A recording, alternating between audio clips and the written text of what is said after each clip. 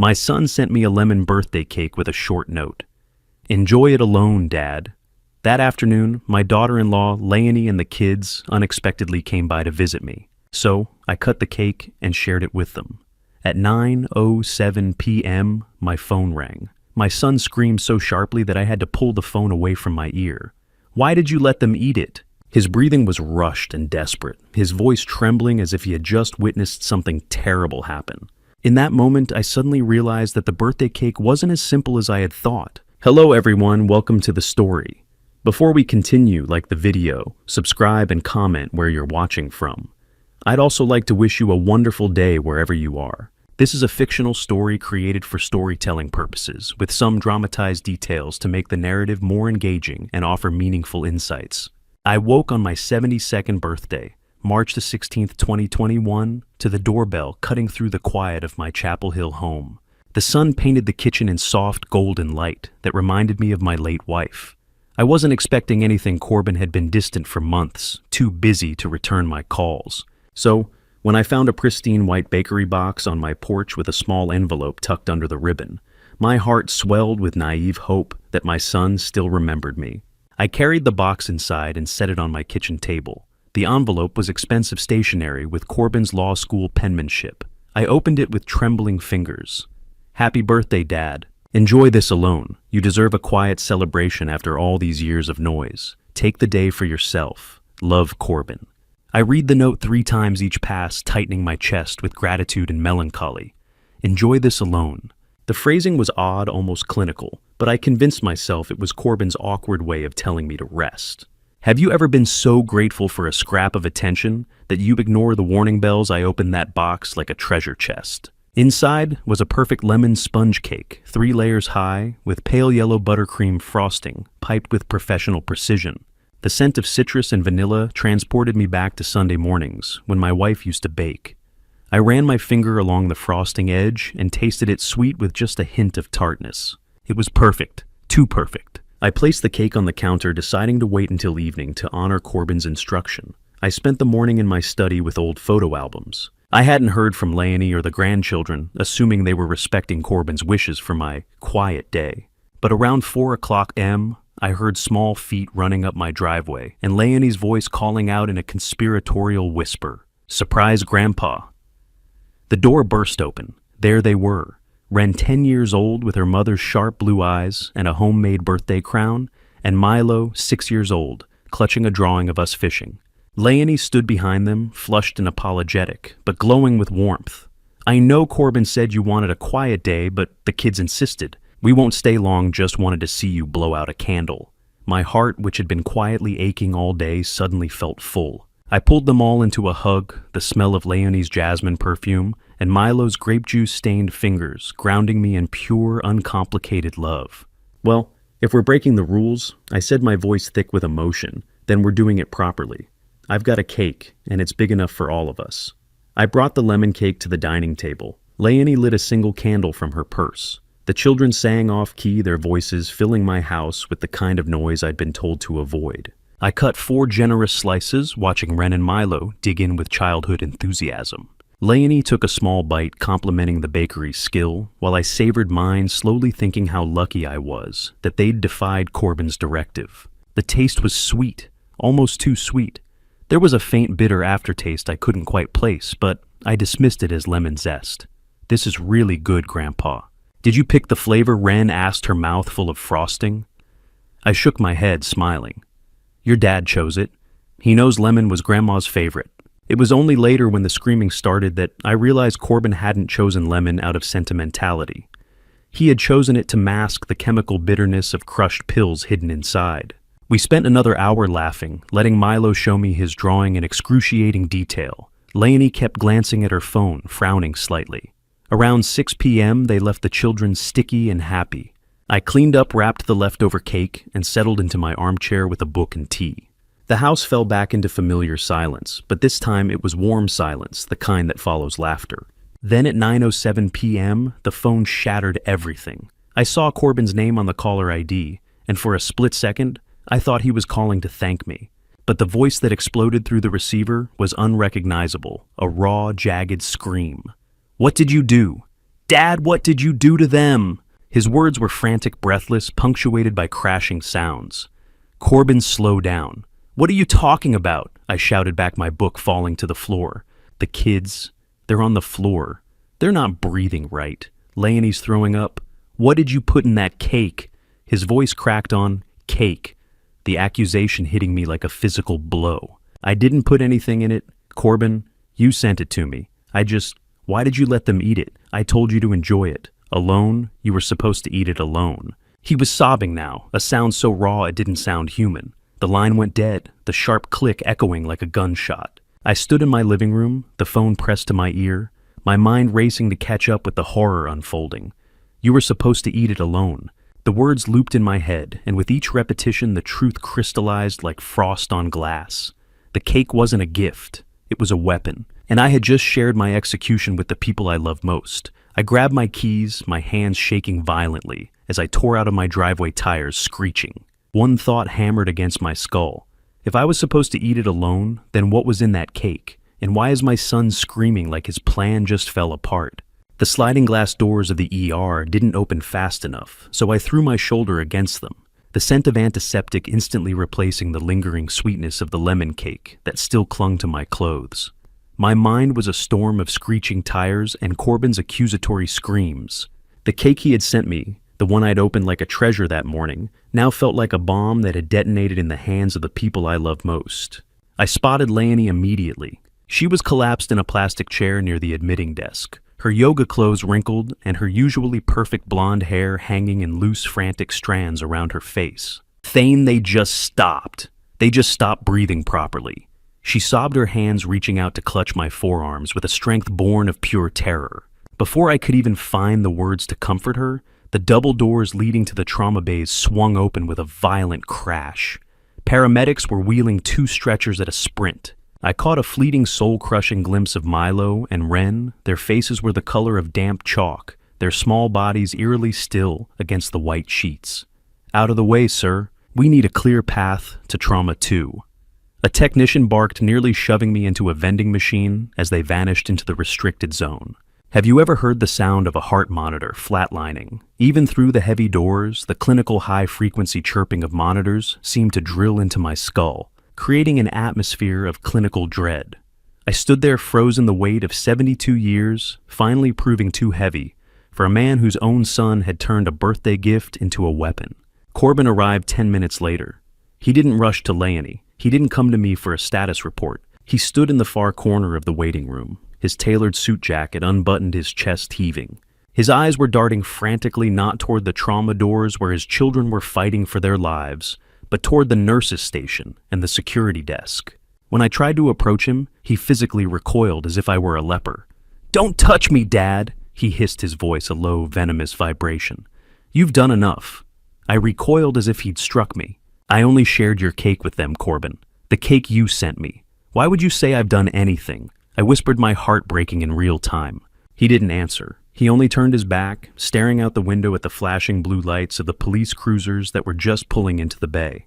I sank into the chair beside Leonie, our shoulders touching, but our spirits miles apart in the shared silence. I noticed Corbin checking his watch surreptitiously, his fingers tapping a frantic rhythm on his thigh. He wasn't acting like a father waiting for a miracle. He was behaving like a man waiting for a timer to go off.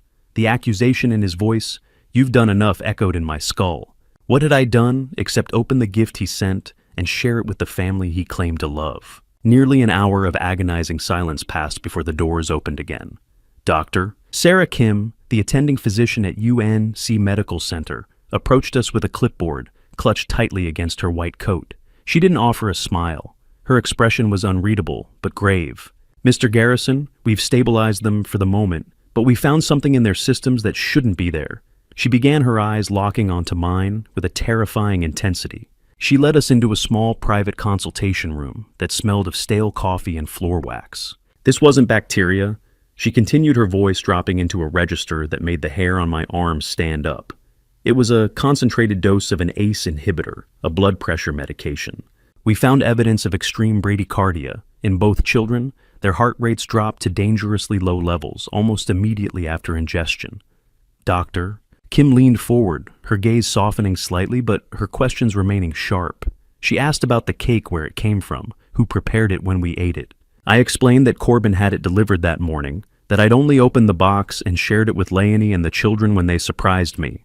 Then she paused, looking at my medical history on her tablet. "Mr. Garrison, I see you are prescribed lisinopril for your hypertension," she said, her voice clinical.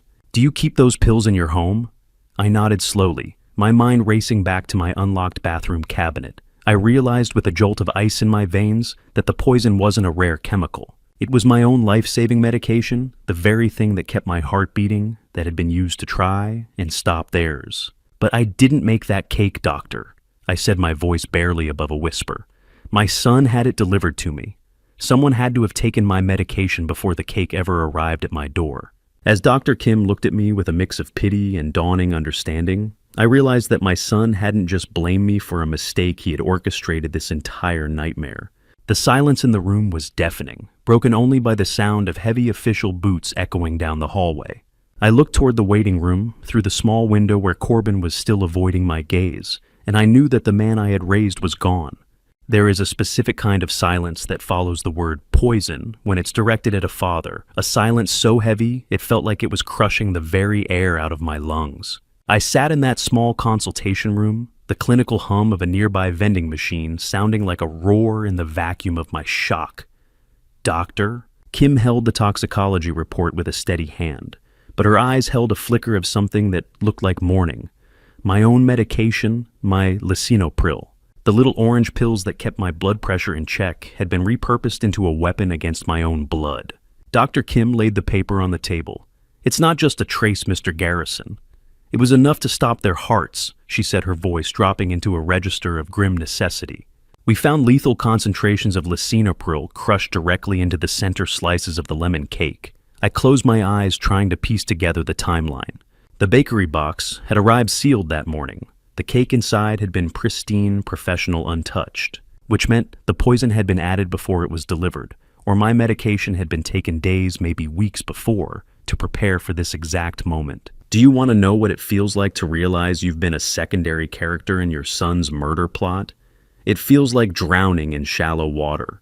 I looked at Leonie, and for the first time since we arrived, the terror in her eyes was being replaced by a sharp, investigative focus. "Thane, remember, last Sunday," she asked, her voice trembling, but gaining strength. "Corbin never helps with the dishes. He hates domestic work, but he insisted on cleaning up after the family dinner at your place. Why was he wandering around your house for so long?" I felt a physical blow to my chest as the memory surfaced.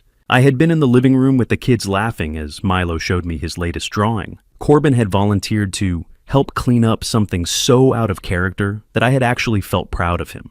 I was so blind. I had cheered for his helpfulness while he was scouting my medicine cabinet. My memories of that Sunday were rewriting themselves in real time, turning warm smiles into the predatory grins of a wolf. Leonie leaned in closer. "He's been asking about your health insurance, Thane, and your legacy documents. He told me he was just making sure you were taken care of for the long term." We both sat in a stunned, collaborative silence as the pieces of Corbin's scouting mission clicked into place. The attentiveness, the sudden interest in my daily routine, it wasn't love. It was reconnaissance. I reached into the pocket of my tweed jacket, the one I had been wearing on that Sunday when Corbin had helped at my house. My fingers brushed against something small and hard. I pulled it out, expecting a stray button or a coin.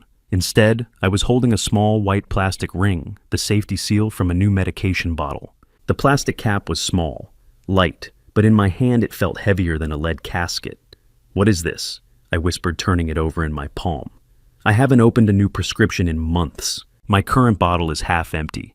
Then the realization hit me with the force of a tidal wave. Corbin didn't just steal a few of my pills, he replaced my entire bottle. He must have bought a fresh prescription somehow, forging my information, then swapped the tainted bottle into my cabinet that Sunday, while I was distracted with the grandchildren. He discarded the seal in the nearest convenient place, the pocket of my jacket hanging on the mudroom hook. I stared at the tiny white ring in my palm, a discarded piece of trash that shouted the truth. I'd been too trusting to see my son hadn't just made a mistake. He had turned my own home into his staging ground. This wasn't an impulse born of a bad day. This was a meticulously planned execution. He had scouted my house under the guise of family dinners, tracked my medication schedule, bought or created a poison replacement bottle, swapped it into my cabinet while I played with my grandchildren, and then arranged for a professionally made cake to be delivered on my birthday, knowing I would eat it alone, just as his note instructed. I didn't just find a piece of plastic, I found the physical link that bridged the gap between a tragic accident and a calculated murder. Corbin thought he was being clever, hiding his tracks in the pockets of an old man he assumed would be too dead to notice. I looked at Leonie, and I saw the same grim realization mirrored in her blue eyes. We weren't just victims anymore. We were the only ones who knew exactly where the monster was hiding. I gripped that safety seal until the plastic bit into my skin, my grief finally crystallizing into a cold, hard focus. The sound of boots stopped right outside our door. It was time for the truth to come out into the light. The police didn't knock. They moved with the silent, rhythmic efficiency of a machine designed to dismantle a man's life, and I was the one who handed them the first cog. I stood in the sterile, overlit hallway of the UNC Medical Center, my fingers tracing the jagged edge of the plastic safety seal. Every breath felt like inhaling glass. When Detective Ryder Falcon, a compact man in his 50s with eyes that held the weary intelligence of a former Austin PD officer, stepped into the light, I didn't hesitate. I pressed the white ring into his palm. "Detective, I didn't open a new bottle," I said, my voice sounding thin and alien in the vast corridor. This was planted in my house. My jacket was hanging in my mudroom last Sunday when my son came over for dinner. He volunteered to help clean up something he's never done before. Falcon's gaze sharpened. "Mr. Garrison, you're telling me he had unsupervised access to your home, to your medication?" I nodded. He was alone in my hallway for at least 10, maybe 15 minutes. I thought he was using the bathroom. Only my son. I whispered the words tasting like copper and betrayal. The metal of the handcuffs clicked. It was a small sound, but it echoed louder than the hospital's generators. Down in the ER waiting area, the silence was shattered by Corbin's indignant roar. I watched from the glass balcony as two uniformed officers approached him. Corbin Garrison didn't go quietly. His facade crumbled instantly into a defensive, stuttering rage. "You're making a mistake." My father's confused. He's been forgetting things for months. This is his medication. Ask him if he remembers taking it. He screamed, his face turning a mottled, ugly purple. Leonie watched in suspended disbelief, her hands covering her mouth as her husband was led away. Corbin just stopped talking. "Please," she sobbed, but he wouldn't look at her. Instead, his eyes found mine through the glass, burning with a silent, venomous promise of retribution. How do you unlove the man you taught to walk when you realize he's used those steps to hunt you? Detective Falcon guided me away from the railing and toward a quiet administrative office. He didn't offer comfort. He offered the cold, hard clarity of evidence. He sat me down and opened a laptop, his face illuminated by the harsh blue glow. "We did a preliminary sweep of his primary device," Thane Ryder said, his voice dropping to a low, dangerous register. "It wasn't just a moment of madness. It was a project." He turned the screen toward me, and I felt the air leave my lungs. The search history was a roadmap of premeditation, and every turn led back to my own funeral. The earliest searches dated back 6 months. Lisinopril toxicity in children, how to hide bitter pill taste in frosting. North Carolina, life insurance probate time. Online pharmacy, no prescription verification. Bakery custom cake, Chapel Hill delivery. My son had been researching the chemical composition of my heart medication, finding ways to obtain extra pills, and planning the delivery mechanism while I was teaching Milo how to ride his bike. The detective pointed to searches for elderly cognitive decline, accidental overdose reporting, and father forgets medication dosage symptoms. He'd been building a defense before he even committed the crime, preparing to paint me as a man who couldn't tell the difference between a sugar jar and a pill bottle. I realized then that they were launching the senility defense immediately, and Corbin had been planting seeds for months. Ryder scrolled further down the digital timeline. "There's something else," he said. "He wasn't just planning the poison, he was tracking you." He pulled up a location sharing log from a family safety app. Corbin had been monitoring my daily patterns for weeks, noting when I was home alone, when I had visitors, and specifically when he came over for that Sunday dinner, logging the exact minutes I was occupied with the grandchildren. The timestamp showed Corbin's phone stationary in the area of my hallway bathroom for exactly 14 minutes, plenty of time to swap the bottles. I looked at the screen, seeing the data points of my own life reduced to a surveillance map. My own son had used a family safety app designed to protect elderly parents to instead hunt me like prey. He had used my love for my grandchildren as the distraction he needed to plant the weapon. I leaned back in the hard plastic chair, feeling old, truly old for the first time in my life. How do you explain to 12 strangers that the boy you taught to ride a bike grew up to measure your life in milligrams? Detective Falcon turned the screen toward me one last time. There's one more thing, Mr. Garrison. He wasn't just waiting for you to die. He was betting on it. I stared at the final document, a digital confirmation of an offshore credit line secured 2 weeks before my birthday. He had used the Garrison name to borrow against the insurance payout. He'd made reservations at a resort in the Cayman Islands for the week after my anticipated funeral. My life wasn't just sold, it was already being spent on a vacation. I gripped the edge of the desk, the cold metal biting into my palms. My son hadn't just calculated my death. He had booked the celebration. Walking into a law office to sue for your own inheritance is one thing. Walking in to ensure your son never breathes free air again is a weight that bends the spine. I moved through the quiet mahogany-paneled corridors of the downtown Chapel Hill firm, with the ghost of Corbin's betrayal trailing behind me like a cold draft. The atmosphere here was a world away from the antiseptic chaos of the hospital or the jagged fluorescent glare of the police station. It was a place of leather-bound books and hushed conversations, a sanctuary of order that I desperately hoped could contain the wildfire my son had started. Benedict Hartwell, a man who looked like he was carved out of old law books, and integrity adjusted his spectacles as he looked across the desk with eyes that had seen too much human greed. He was more than my attorney. He was an old friend who had helped me navigate the probate of my wife's estate, and the look of profound pity he gave me was something I had to reject immediately. Thane, I've heard the rumors from the department. Benedict began, his voice heavy. Please tell me they aren't true. I sat down, feeling every one of my 72 years. The rumors are kind, Benedict. The reality is much worse. I'm not here for a shoulder to cry on. I'm here for a sword.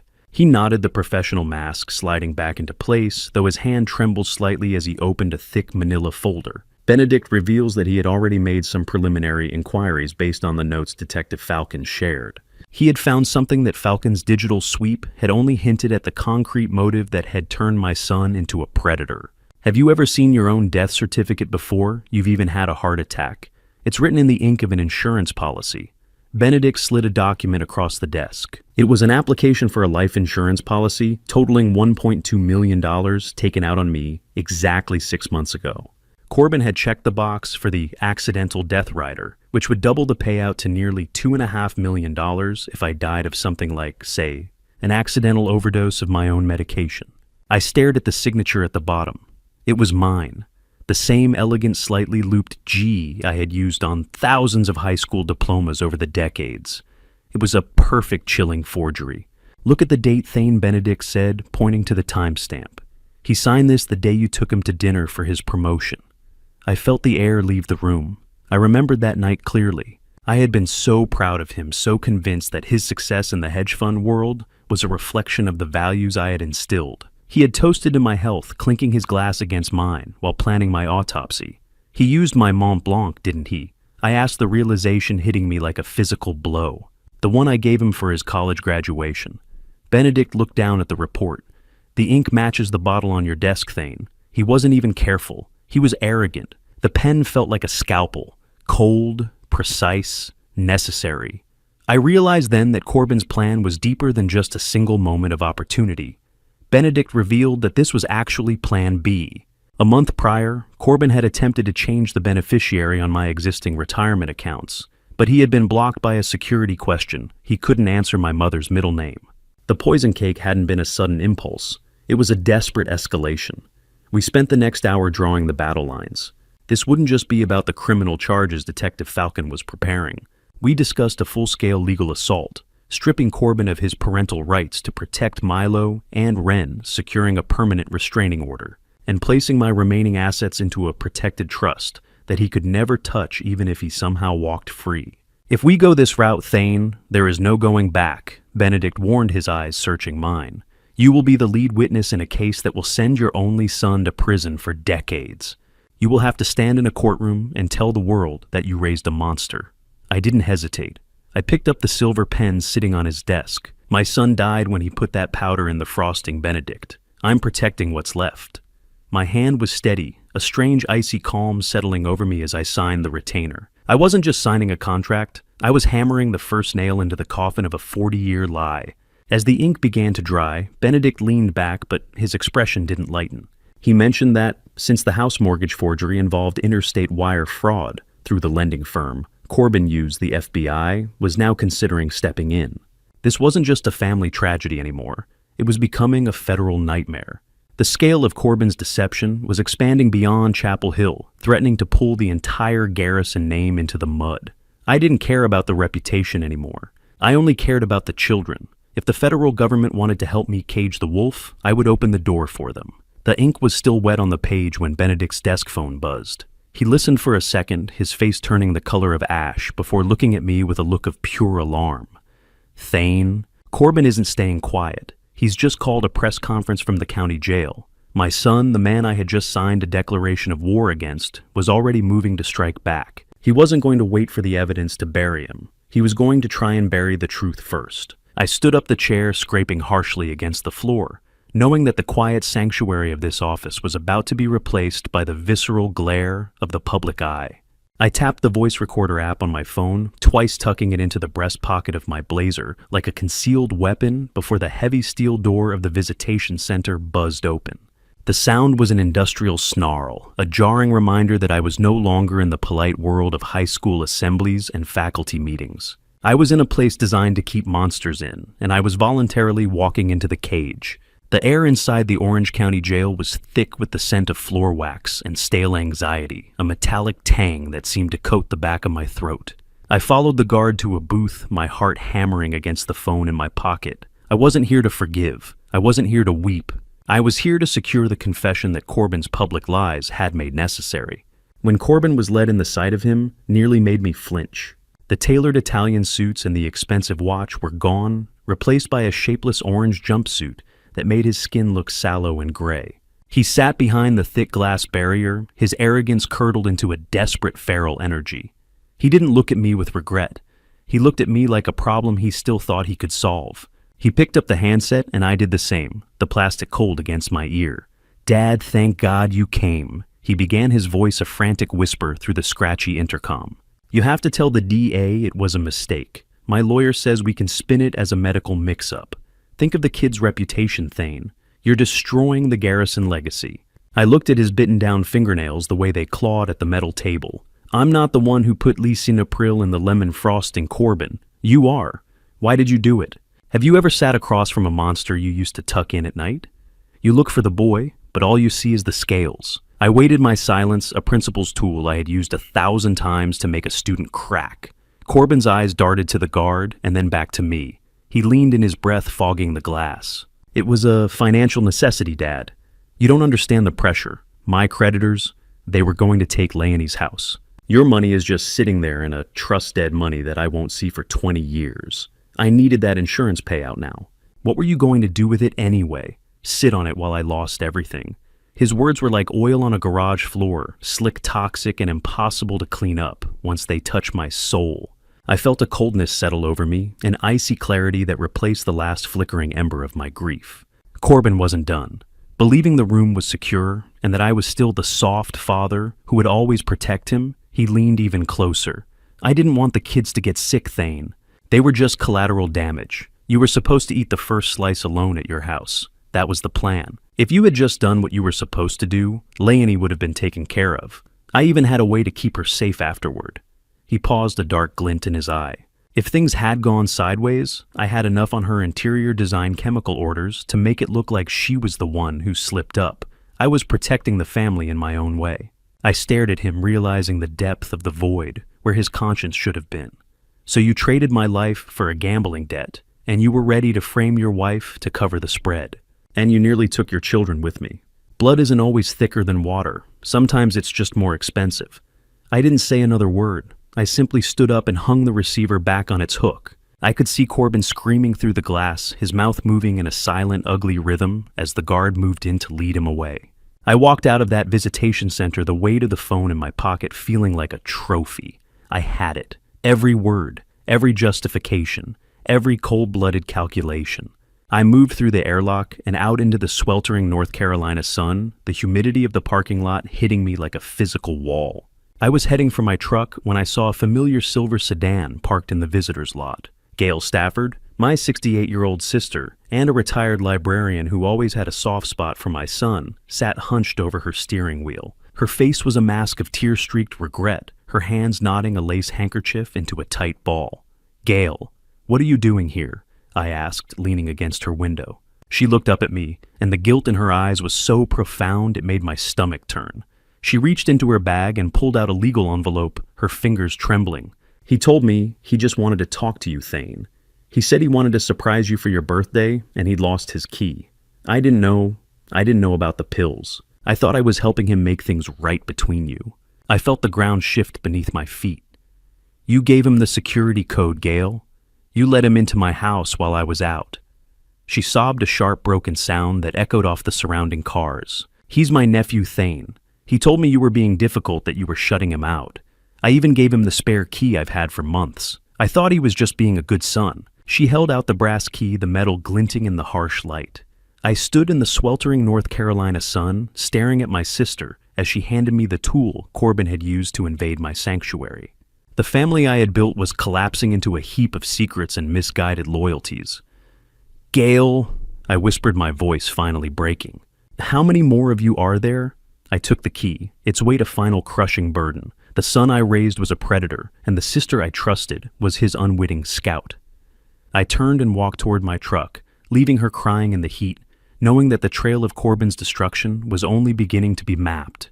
The echoes of my son's voice on that recording were still rattling around in my skull, each word a jagged nail driven into the coffin of my paternal pride. I sat in the silent, sweltering heat of my truck for a long time, after leaving Gail in that parking lot, staring at the brass key she had placed in my hand. I felt shattered, yes, but beneath the debris of my family life, a cold, clinical anger was beginning to take root. I was no longer just a victim. I was a man armed with the truth, and I knew exactly where I had to go next. I needed to see the numbers. I needed to see the paper trail of the man who had looked at me and seen nothing but a payout. Have you ever seen a man's soul laid bare in the form of a bank statement? I have, and it looked like a trail of scorched earth leading straight to my front door. When I walked into Detective Ryder Falcon's office at the precinct, the smell of toner and high-gloss paper hit me, mixed with the faint, metallic scent of stale coffee. Ryder didn't offer a greeting. He just motioned for me to sit and began spreading a dozen spreadsheets across his desk under the stark neon white light of the overhead fixtures. He looked at me with a weary sort of gravity. "Thane, your son wasn't just playing the market." He began, his voice dropping into a register of professional empathy that made my stomach churn. "He was playing a game he could never win with people who don't take apologies for currency." I watched, my breath hitching, as Ryder revealed the financial architecture of Corbin's collapse.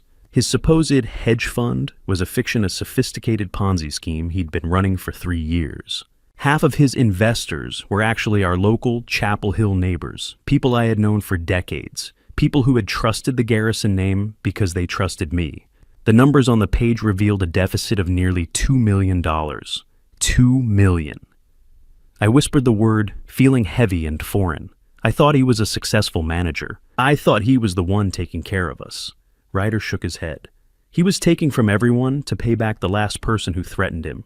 He had a systemic addiction, Thane. Underground, high-stakes poker, offshore betting, the kind of debt that doesn't just go away with a bank loan. I felt a cold sweat prickle my scalp. Every zero on that page felt like a bullet hole in my family's history. I realized that the $1, $2 million insurance policy wasn't even enough to cover the half of it. My son had been drowning, and I was the life raft he planned to scuttle. How much does a father's life cost? According to Corbin's ledger, it was a bargain at one point, $2 million. I stared at the rhythmic ticking of the wall clock, each second sounding like a hammer. I felt a bitter copper taste of adrenaline in the back of my throat. The betrayal wasn't just in the act of the poisoning, it was in the preparation. He had occupied my most private spaces to engineer my end. Ryder opened another folder containing the 529 college savings plans for my grandchildren Milo and Ren. I had started those accounts the day each of them was born, funneling my principal's salary into their futures. I looked at the most recent balance. It was exactly zero. My heart didn't just break. It felt like it was being hollowed out by a rusted spoon. The final withdrawal, made only 2 weeks before the poisoning, was for $83,000, every penny I'd saved over 10 years. Ryder's voice was clinical as he delivered the blow. That's the exact amount he needed to cover his immediate gambling debts and buy the chemicals. He didn't just steal their education, Ryder. He made them accomplices in their own trauma. Check the dates. Ryder urged, his finger tapping a line on the statement. He drained Milo's account, all $83,000, on the same day he took the boy out for ice cream. He had sat there watching my grandson lick a chocolate cone, knowing he had just stolen the boy's future to buy the tools to kill me. The ink wasn't even dry on the children's betrayal when he was already booking his escape. The short shock of that realization made me lean back, the dry parchment feel of the bank statements suddenly feeling like they were burning my skin. I felt a profound, nauseating, protective rage. Corbin hadn't just been trying to solve a problem, he had been erasing us. He looked at his own children as a collateral, mere line items to be liquidated. Then Ryder slid the final piece of evidence across the desk, a printed confirmation for a one-way flight to the Cayman Islands. It was booked in Corbin's name, only scheduled for the day after the date he had anticipated for my funeral. I looked up at Ryder, my hands trembling as I held the flight confirmation. The bitter taste of adrenaline was now a full-blown roar in my ears. He was going to leave them, I whispered. He wasn't just killing me. He was abandoning Leonie and the kids to face the debt he'd built in my name. He had planned to watch me go into the ground, collect the blood money, and vanish, leaving his wife and children to be torn apart by the neighbors he'd robbed. I stood up, the chair scraping harshly against the floor. I knew what I had to do, but the thought of the conversation ahead made my knees weak. I had to go to Corbin's house. I had to find Leonie, and I had to tell her that the man she loved had already said goodbye to all of us. I didn't expect the crime scene to feel so empty, but as I stepped into my grandson's bedroom, the silence was louder than the sirens that had taken him away. My hands were still vibrating from the meeting, with Ryder Falcon, the flight confirmation to the Cayman Islands, feeling like a brand scorched into my memory. I had driven to Corbin's house under the pretense of gathering clothes and toys for Milo and Ren, but the air inside the affluent Chapel Hill estate felt heavy with the scent of a rotting legacy. I stood in the foyer, my fingers brushing the metallic heavy weight of the spare key in my pocket, the one my own sister had surrendered like a white flag. My son hadn't just intended to kill me. He had planned to vanish into a tropical sunset, leaving Leonie and the children to drown in the wake of his $2 million debt. The house was an eerie monument to a lie. I moved through the kitchen, where the marble countertops gleamed with a cold, mocking perfection. As I made my way toward the back of the house, I began to notice the subtle fractures in Corbin's curated chaos.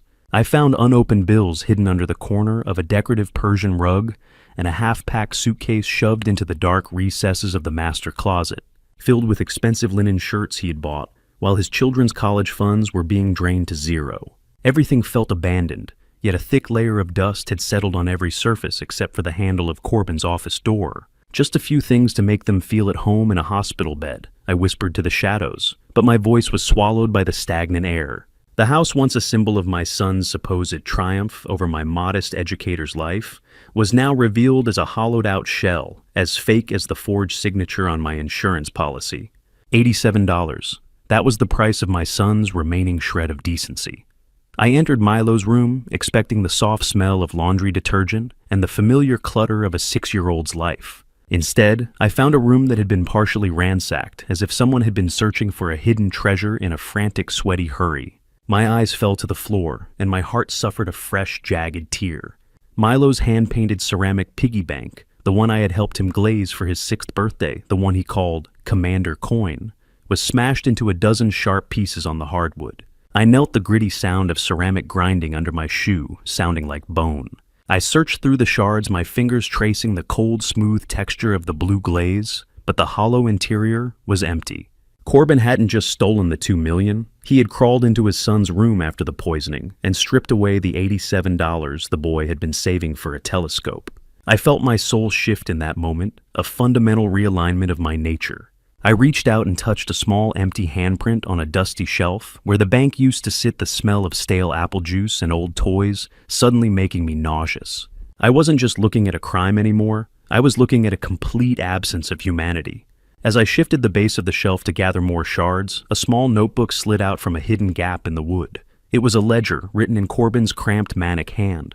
The mid-twist hit me with the force of a physical blow. He hadn't just been stealing from the kids. He had been using this nursery as a dead drop for cash from his Ponzi scheme, hiding the illegal intake behind his son's stuffed animals. If you're waiting for the moment I stopped being a father and started being a prosecutor, this is it. Right here on this blue rug. I stood up, my knees cracking, but my resolve was harder than any bone in my body. I realized that a father who can steal from a child he just tried to orphan is a monster that cannot be reasoned with, only caged. The insurance forgery had been about greed, but this, the smashed remains of a child's hope, was about a depravity that defied explanation. You think you're a burden, Thane? I asked the empty room, my voice flat and dangerous. Wait until you see what I become. I wouldn't be the grieving grandfather anymore. I would be the architect of his ending. I began to gather the ceramic shards, but I didn't put them in the trash. I tucked the largest ones into my pocket, the sharp edges biting into my palm. They felt like diamonds in my hand, sharp, hard, and capable of cutting through every lie Corbin had ever told me. I needed them as a physical weight to ground me for the conversation I had to have with Leonie. As I reached for the final piece near the baseboard, I saw a slip of paper that had been pinned beneath the weight of the broken bank. It was a small handwritten note on stationery I recognized immediately. It was from my sister Gail. I pulled the note into the light. It was dated the very morning of the poisoning.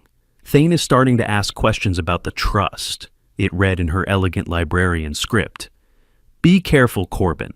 I've done what I can, but he's sharper than you think. The betrayal was a cold liquid fire in my veins. My sister hadn't just given him a key. She had been his lookout, his early warning system.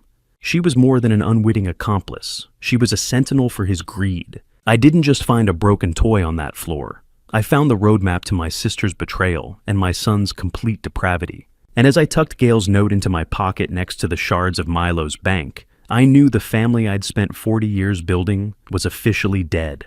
I stood in the middle of the ransacked nursery, clutching the evidence that would destroy Corbin's defense, and for the first time since this nightmare began, I didn't feel like crying. I felt like a man who finally knew exactly how to fight. Blood may make you related, but it's the loyalty in the dark, the kind that Leonie showed me that rainy Tuesday night that actually makes you family. The sound of rain against the hospital window was a rhythmic, mournful percussion as I waited for her to emerge from the pediatric ICU. I stood there, my pockets weighted down by the ceramic shards of a smashed childhood and the cold, flat evidence of my sister's betrayal. When the automatic doors finally hissed open, Leonie looked like a woman who had been carved out of gray stone.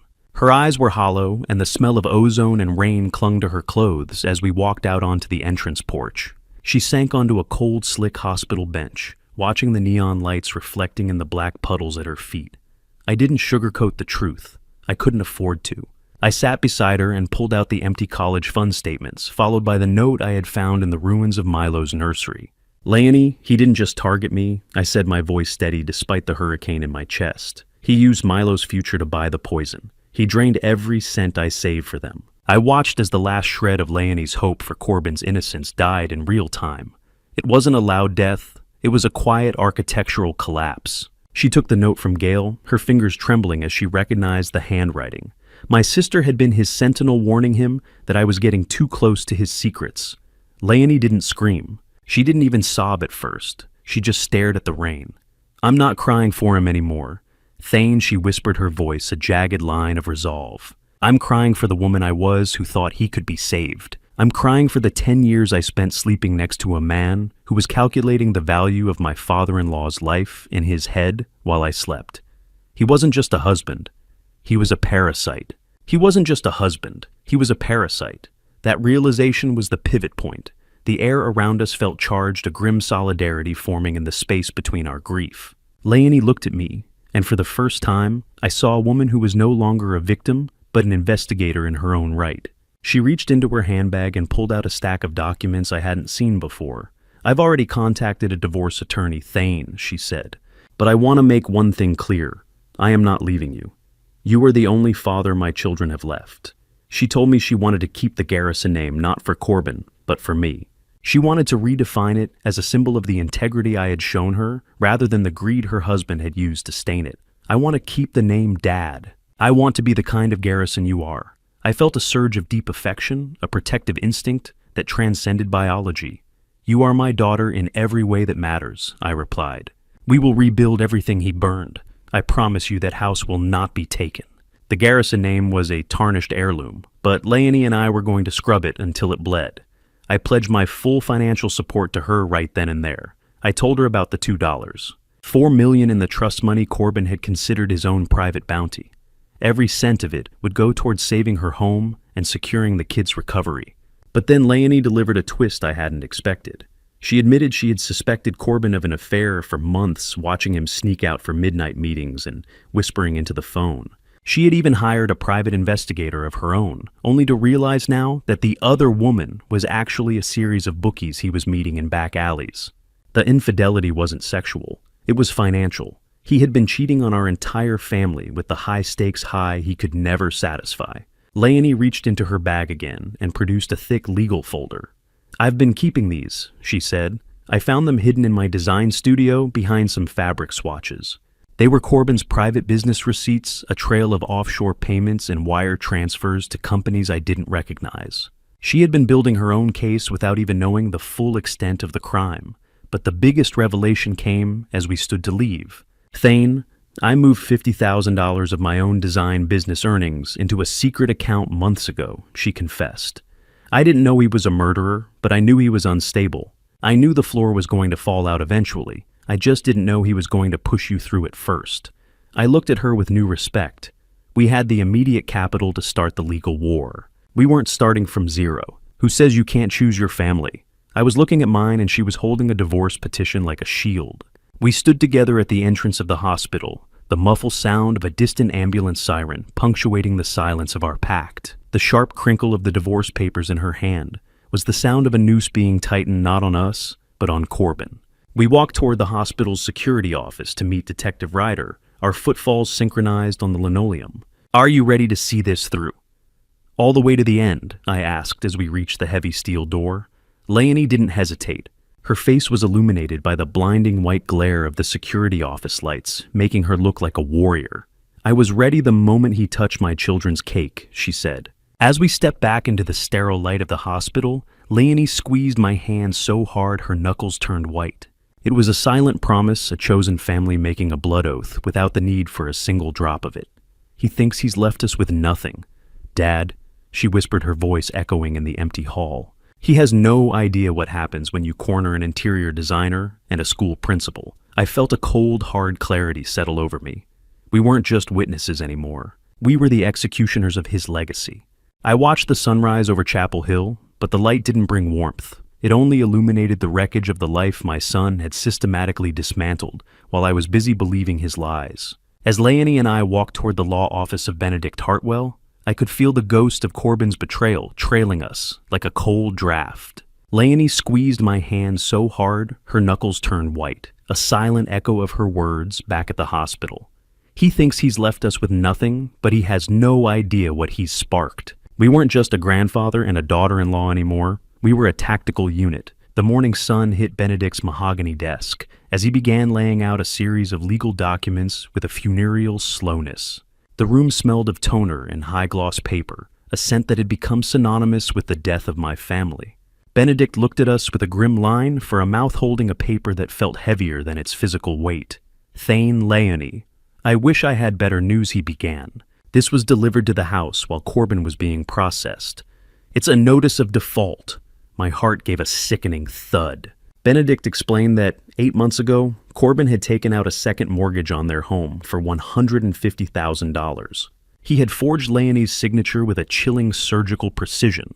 The lender wasn't a bank. It was a high-interest predatory firm called Apex Equity, and they had already initiated foreclosure proceedings. "Leonie, did you ever sign a notary document in October?" Benedict asked. She looked at the paper, her eyes widening as the rhythmic tapping of her heel on the hardwood floor suddenly stopped. "October. I was in High Point for the furniture market that entire week. I wasn't even in the county," she whispered, her voice trembling with a new kind of administrative dread.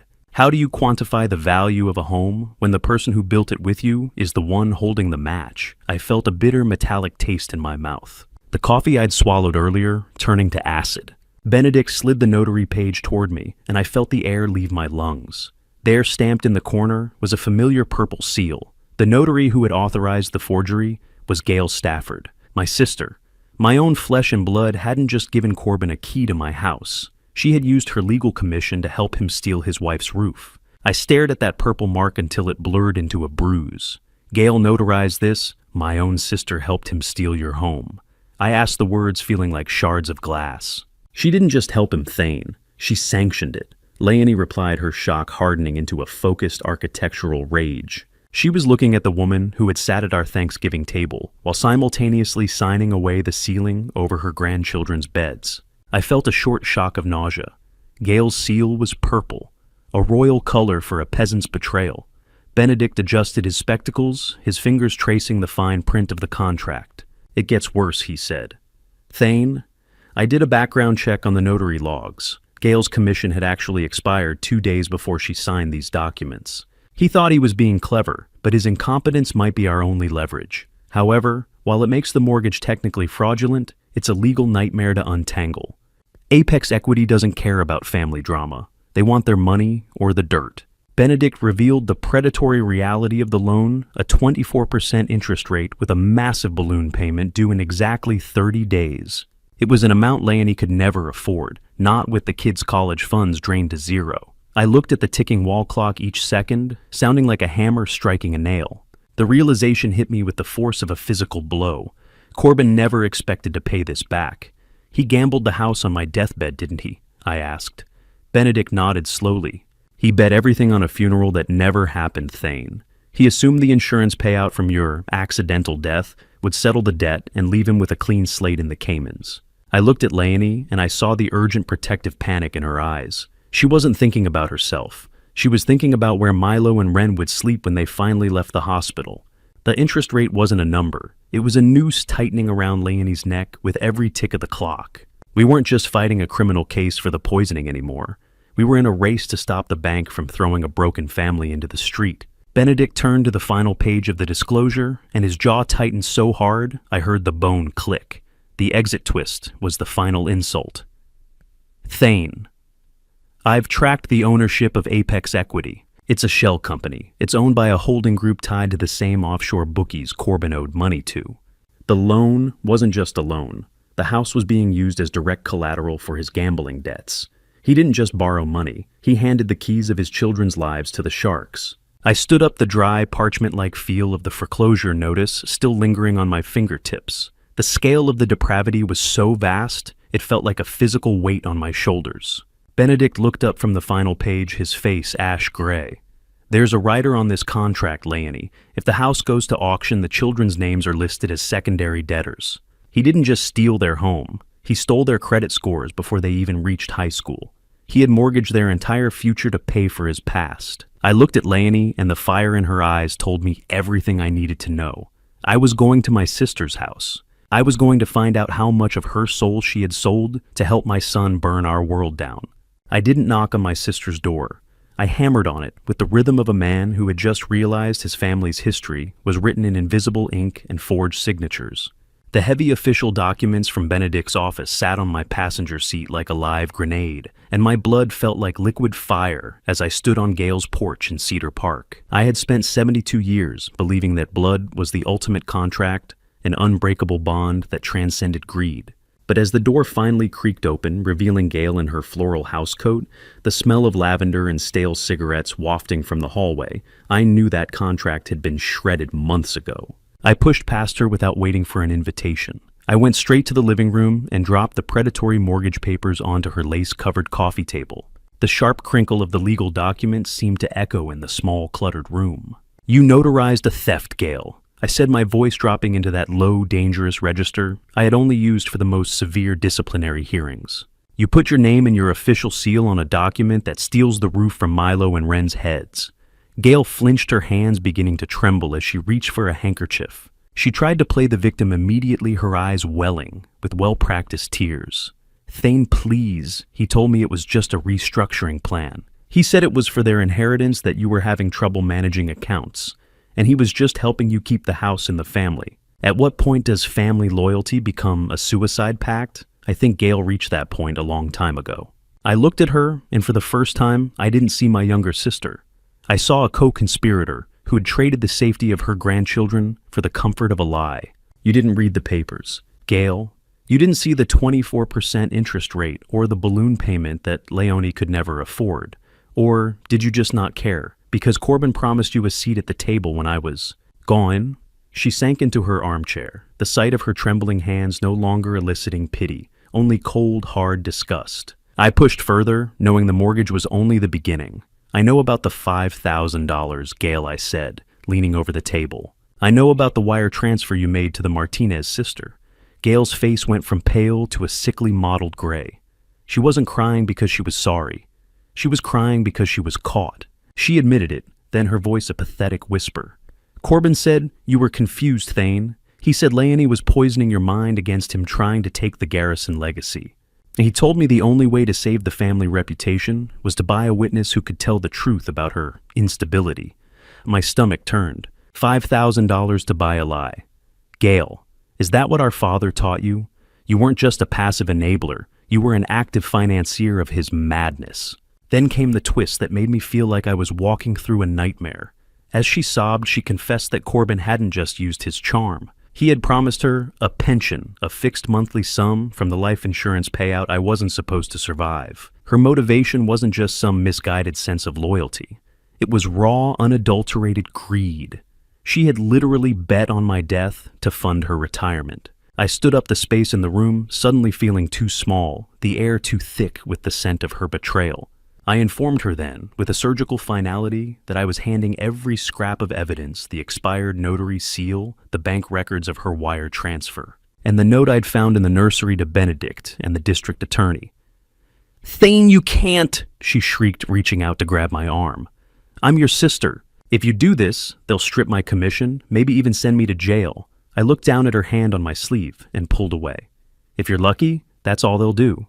Gail, if you're not, you'll be sharing a cell block with the nephew you helped turn into a murderer. I realized that loving my sister didn't mean protecting her from the consequences of her crimes. It meant holding her accountable so the rot would stop spreading.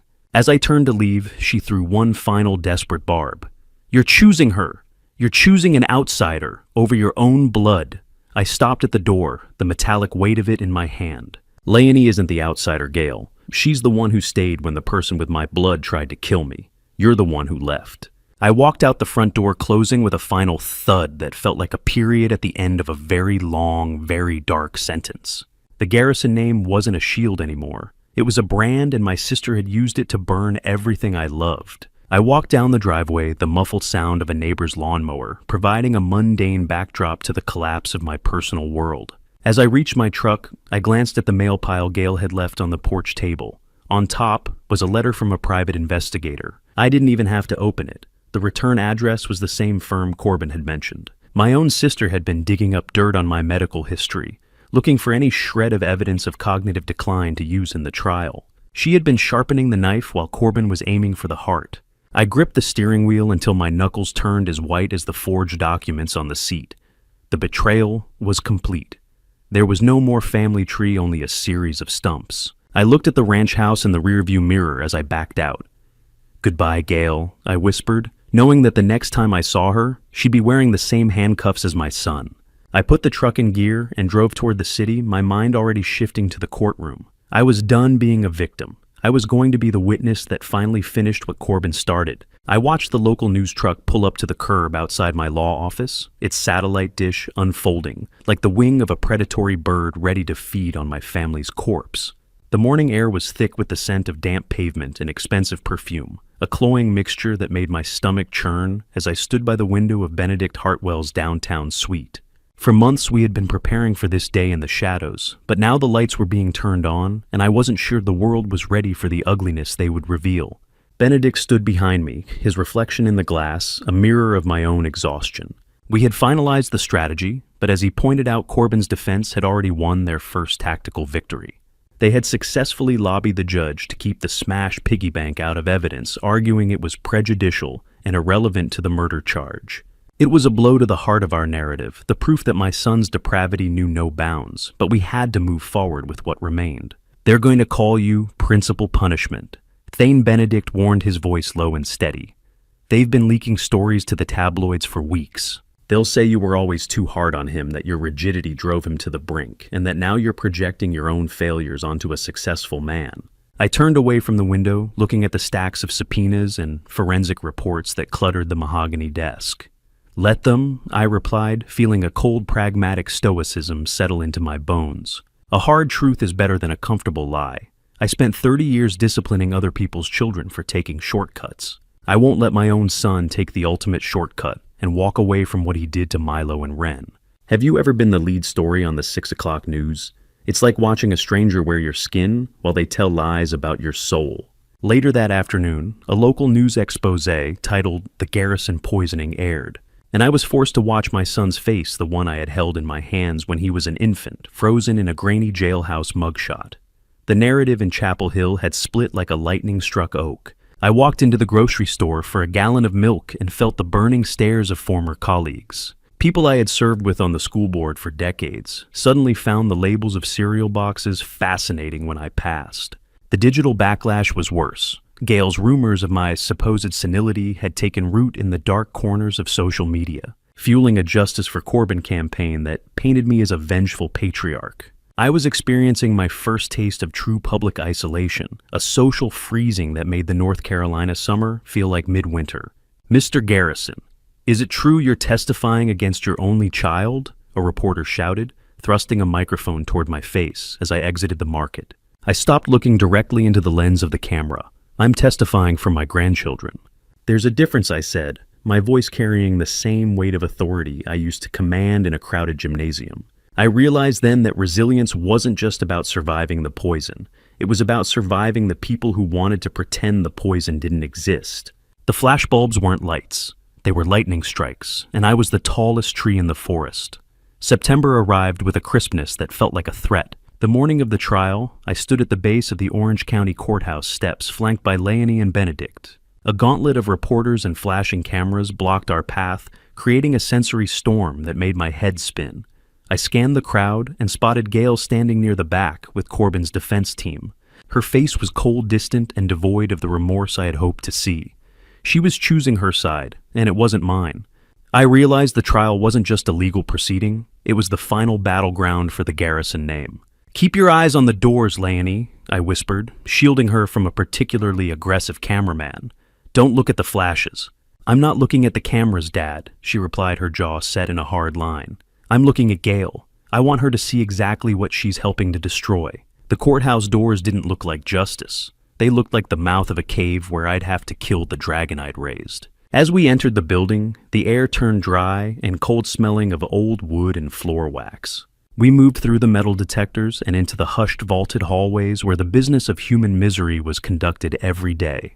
Benedict led us into the courtroom, and the exit twist hit me with the force of a physical blow. Corbin's defense had seated a row of loyal family friends right behind the defense table. Men and women I had known for 30 years. People who had been at my wife's funeral and Corbin's graduation. They sat there like a wall of betrayal, their faces turned away from me, providing a visual shield of respectability for the man in the polished suit. I looked at Corbin. He had a new professional haircut, and his suit was tailored to make him look like the victim of a tragic misunderstanding rather than a predator. The murmuring gallery fell silent as the bailiff's voice cut through the room like a whip. "All rise for the Honorable Judge Morrison."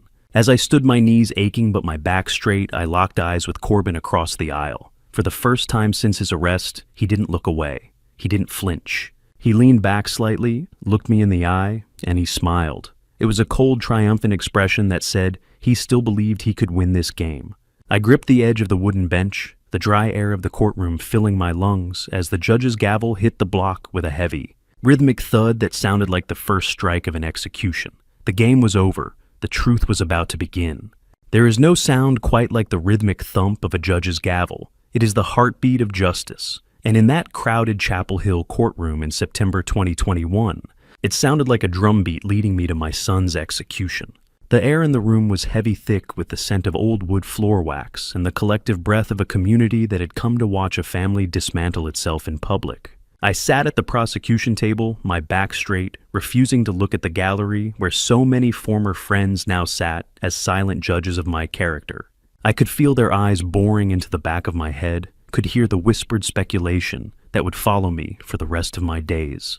Corbin sat across the aisle looking like the pinnacle of success in a charcoal suit, that probably cost more than my monthly pension, his posture radiating a cold, calculating defiance. His hair was perfectly styled, his expression one of wounded innocence, and if I hadn't known better, I might have believed he was the victim here. When the judge signaled for the start of the proceedings, the room fell into a silence so profound I could hear the dry, papery crinkle of the court documents in the hands of the bailiff, the subtle shift of fabric as people leaned forward in anticipation. Delphine Crawford, the lead prosecutor for Orange County, with a voice like polished marble and an efficiency that made even the judge look slow, stood and adjusted her spectacles. She was a woman in her 50s who had built her career on complex financial crimes, and she carried herself with the confidence of someone who had never lost a case she believed in. She didn't waste time with flowery rhetoric. Her opening salvo was a clinical and devastating autopsy of Corbin's intent. This wasn't a crime of passion, ladies and gentlemen. She began, her voice echoing through the vaulted ceiling. It was a crime of accounting. He didn't just bake a cake, he mixed a death warrant. The metaphor was brutal and effective, and I saw several jurors flinch. She detailed the timeline of the lisinopril poisoning with the precision of a surgeon, painting Corbin not as a victim of debt, but as a predator who viewed his own father as a walking ATM. The jury watched her, captivated by the cold logic of her words. She revealed a detail that even I hadn't fully processed. Corbin had actually attempted to cancel the children's health insurance policy the day before the poisoning, on March 15th, 2021. He intended to leave Leonie with absolutely zero resources for their recovery, while he vanished with the insurance payout from my death. The insurance company had flagged the cancellation request as suspicious and delayed it. An administrative quirk that may have saved Milo and Ren's lives by ensuring they had coverage when they arrived at the ER. He didn't just want me dead, he wanted me broke and forgotten. I felt the metallic taste of adrenaline in my mouth as Crawford spoke, my hands gripping the edge of the table so tightly my knuckles turned white. I looked at Corbin expecting to see a flicker of shame, but he only straightened his tie and offered a faint, mocking smile to a woman in the third row, one of the loyal friends his defense had planted in the gallery. It was as if he were watching a play rather than a trial for his own life. The callousness of it was a physical weight, a pressure behind my eyes that I had to fight to keep contained. I had raised this man. I had taught him about the value of integrity and the importance of family, sitting at the dinner table night after night, discussing ethics and responsibility. I had held him when he cried, as a child celebrated his victories, consoled him through his failures. And yet here he was, treating the near death of his own children as a minor inconvenience in his pursuit of profit. Dr. Sarah Kim was the next to take the stand. She presented a digital recreation of the cake's chemical composition on a large monitor that had been wheeled into the courtroom. The clinical blue glow of the screen illuminated the dark wood of the courtroom, as she explained the findings with the detached professionalism of someone who had testified in dozens of cases. The lisinopril wasn't just in the frosting, she explained, her voice steady and professional. It was concentrated with surgical precision in the center slices, the ones typically reserved for the guest of honor. She used a pointer to indicate the cross-section diagram, showing how the medication had been crushed and mixed specifically into the middle layers of the cake, where the birthday celebrant would traditionally take the first piece. A sharp intake of breath rippled through the jury box as they realized the poison was precision, placed to ensure I was the one who died, even if the children shared the meal. It was a scientific horror story told in milligrams and percentages. Dr. Kim explained that the concentration found in those center slices would have been lethal to an adult, while the trace amounts in the outer slices, what Milo and Ren had eaten, were enough to cause severe bradycardia, but not immediate death. How do you explain to 12 strangers that the boy you taught to ride a bike grew up to measure your life in milligrams? I looked at the jury, searching for a sign of their thoughts, but their faces were masks of professional neutrality, the deliberate blankness of people who knew they were being watched. His heart shattered. Rage boiled inside him. The witness stand didn't feel like wood. It felt like a pedestal in a museum of my own failures. When the bailiff finally called my name, my legs felt like lead, but I forced myself to walk with the same measured authority I had used for decades as a principal addressing an assembly. As I passed the defense table, I noticed Corbin's attorney holding a photo. It was a picture of me from 5 years ago, taken during a bout of heavy flu. I looked frail, confused, and old. I realized then that they were launching the senility defense, immediately preparing to paint me as a man who couldn't tell the difference between a sugar jar and a pill bottle. The strategy was clear: if they couldn't deny the poisoning, they would try to shift the blame to the victim's supposed incompetence. I took the oath, the cold metal of the microphone biting into my fingertips as I adjusted it, my reflection visible in its polished surface. "Do you swear to tell the truth, the whole truth, and nothing but the truth?" the bailiff asked, his voice formal and practiced. "I do. For my grandchildren I do," I replied, my voice echoing with a resolve that surprised even me. The addition wasn't part of the standard oath, but no one objected. Crawford stepped toward me, her eyes locking onto mine, with an intensity that demanded honesty. "Mr. Garrison?" She began, her tone softening just enough to invite the jury into our confidence, to make them feel like they were hearing a private conversation rather than a formal interrogation. "Can you tell the jury exactly what your son said to you when he realized you were still alive?" I looked at Corbin. The mocking smile was still there, a challenge etched into the corners of his mouth. He thought I would break. He thought the shame of our shared blood would keep me silent. He thought that even now, even after everything, I would choose the lie of family unity over the truth of his monstrosity. The silence in the room was a living thing, a hungry beast waiting for my answer. I took a breath, the air tasting of dust and finality. "He called me a burden." I said, the words falling like stones into a still pond, sending ripples through the courtroom. "He said I was sitting on dead money while his life was falling apart. He told me I was supposed to be the only one who ate that cake." I paused, letting the weight of those words settle. "He said that if I had just followed his instructions, if I had eaten the cake alone, like he told me to, then everything would have been fine. His children would be safe, his wife would be taken care of, and I would just be gone. A problem solved, a debt cleared." As I spoke, I could see the jurors leaning in their skepticism, beginning to erode under the weight of my steady gaze. I wasn't the confused old man the defense wanted them to see. I was a father who had finally stopped protecting a monster. Crawford nodded, her expression grim but satisfied. "And what did you do then, Mr. Garrison?" I reached into my pocket and felt the phantom weight of that safety seal, the small piece of plastic that had started this entire avalanche of truth. "I started recording," I said. "And now, the whole world is going to hear exactly who my son really is." The courtroom erupted in murmurs, and the judge's gavel came down with that rhythmic thump that had become the soundtrack of my nightmare. "Order," the judge commanded, but I could see it in her eyes. The case had just shifted irrevocably in our favor. I pressed play on my phone, and the silence of the courtroom was instantly violated by my son's voice, cold and metallic, calling me a burden that needed to be cleared from his ledger. The sound didn't just fill the room. It seemed to physically push against the walls, vibrating through the wooden benches and into the very marrow of my bones. I stood in the witness box, my hands still hovering over the device, watching the jury. Their faces, which had been masks of professional skepticism during the defense's opening, began to harden like cooling concrete. This wasn't a transcript or a second-hand account. This was Corbin in his own arrogant cadence, admitting that the poisoning was a calculated move to secure his lifestyle. The audio quality was crystal clear. The prison phone system had captured every nuance, every breath, every moment of his cold calculation as he explained to me why my life was worth less than his debts. The courtroom speakers broadcast every syllable of his jailhouse admission with agonizing clarity. "I needed that money now, Dad.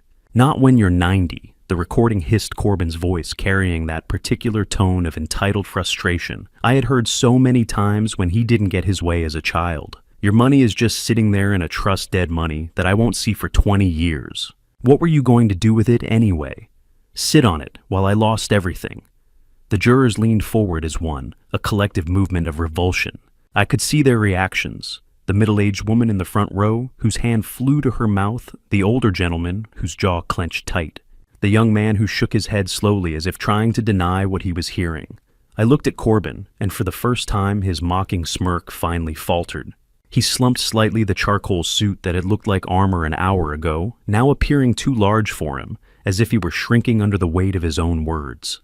Delphine Crawford let the silence hang for a long moment after the recording ended, allowing the weight of my son's words to settle over the gallery like a toxic fog. "Let the record show the defendant identified his motive in his own words," she said, her voice a sharp contrast to the recording's jagged desperation. The emotional weight of the admission left even the bailiff looking away, unable to meet the eyes of a father whose son had just quantified his life as a debt to be settled. Family. It's a word that can be a sanctuary or a cage. I felt the truth of that as I stepped down from the stand, my legs heavy with the exhaustion of a man who had finally stopped carrying a secret. The walk from the witness box to my seat felt like miles, each step echoing in the hushed courtroom. Leonie Garrison took my place next, and she looked like a woman carved out of integrity. Her voice was clear and unwavering as she detailed the financial wreckage Corbin had hidden behind his designer watches and offshore accounts. She spoke of the forged mortgage and the systematic theft from Milo and Wren's college funds, with a clinical precision that left no room for the defense to maneuver. She had brought documentation, bank statements, forged signatures, timelines that showed exactly when Corbin had drained each account. She dismantled their happy family narrative, describing the double life Corbin lived, while she was busy designing homes for families that weren't built on lies. She spoke of coming home to find him on whispered phone calls that ended abruptly when she entered the room, of unexplained absences that he attributed to work functions she was never invited to attend. He didn't just steal a house. He stole his children's sense of safety. Leonie testified, her eyes flicking once to Corbin with a look of profound, exhausted pity. "Was there ever a time you doubted your husband's business success, Mrs. Garrison?" the defense attorney asked, standing up in what was clearly a desperate attempt to shift blame, trying to imply she was complicit in the lifestyle, or at least willfully ignorant of where the money was coming from. Leonie didn't blink. "I doubted his soul, not his spreadsheets. I just didn't realize the two were so closely linked." The courtroom erupted in a low murmur at that, and even the judge seemed to suppress a reaction. During her testimony, she revealed a detail that made me grip the railing. Corbin had pawned her grandmother's engagement ring, the one thing he knew she cherished above all else. A family heirloom that had survived 3 generations, to pay for a single weekend's debt at a private poker game in Charlotte. The betrayal was layer upon layer, a nesting doll of greed that seemed to have no end. She produced the pawnshop receipt dated just 2 weeks before the poisoning in March 2021. The item description reading, 1940s platinum ring, 2-carat diamond, valued at $2,500. How much does a soul cost in Chapel Hill? Apparently about $5,000 and a used notary seal. Before I expose the truth behind that $5,000 wire transfer, I want to know if you're still watching this with me. Comment A if you think she should be forgiven for family loyalty, or BO if you think she belongs in a cell, and add one short reason so I can see your side. Please note, the next part contains recreated details added for narrative impact to convey the core message. If you're not comfortable with dramatized elements, this is a good place to exit. The climactic moment arrived when Detective Ryder Falcon was called to present the evidence of the $5,000 wire transfer Gail Stafford had made to Jessica Martinez, a woman who had claimed during earlier testimony to have witnessed Leonie acting erratically around my medication cabinet, a complete fabrication. Gail was called back to the stand, her face a pale, tear-streaked mask of panic. She wore the same floral dress she had worn to my wife's funeral years ago, and the sight of it made my stomach turn. She tried to maintain the lie, claiming she only wanted to help her nephew because he's family, her voice trembling but defiant. But Falcon's documentation was an executioner's blade. He presented bank records showing the wire transfer time-stamped 3 days before Martinez's testimony. He presented text messages between Gail and Corbin, discussing making sure the story is airtight, and the old woman will say whatever we need her to say. Did you or did you not receive $5,000 from Gail Stafford 3 days before you testified? Crawford asked Martinez, who had been brought back into the courtroom under subpoena. The woman's face crumbled, and she admitted through sobs that yes, she had been paid, that she had never actually seen Leonie near my house, that Corbin had coached her on exactly what to say. Gail sat in the gallery, her hands knotting a handkerchief into a white-knuckled ball, her lips moving in what might have been a prayer or might have been curses. The judge didn't wait for Gail to find another excuse. He struck Martinez's previous testimony from the record entirely and ordered an investigation into witness tampering. Gail's departure wasn't an exit. It was a slow-motion car crash that took the last of the Garrison dignity with it.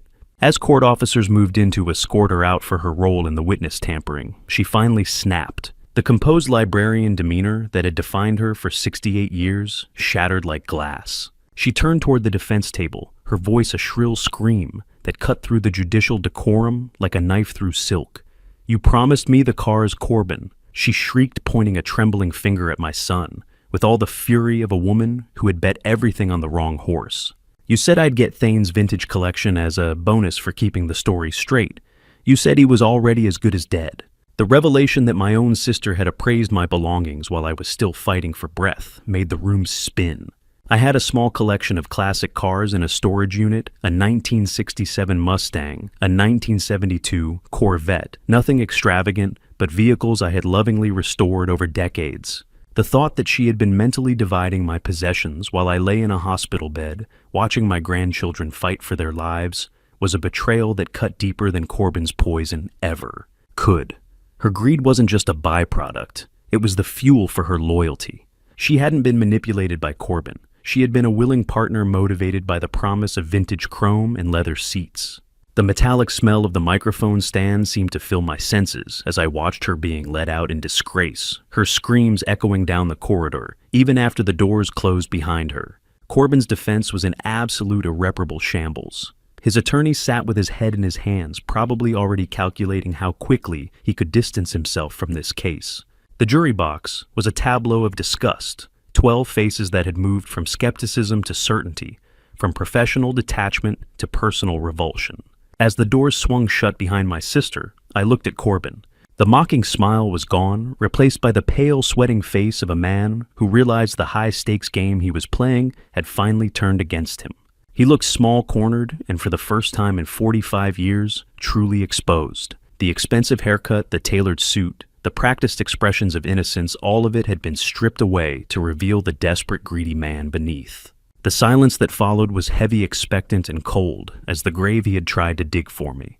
I could almost hear the sound of his defense crumbling brick by brick until there was nothing left, but the truth my son had tried to kill me for money, and his own aunt had helped him do it. Waiting for a jury to decide if your only son is a murderer feels like sitting in an airtight room where the oxygen is slowly being replaced by the weight of every mistake you ever made as a father. As the doors swung shut behind my sister, I looked at Corbin. The mocking smile was gone, replaced by the pale, sweating face of a man who realized the high-stakes game he was playing had finally turned against him.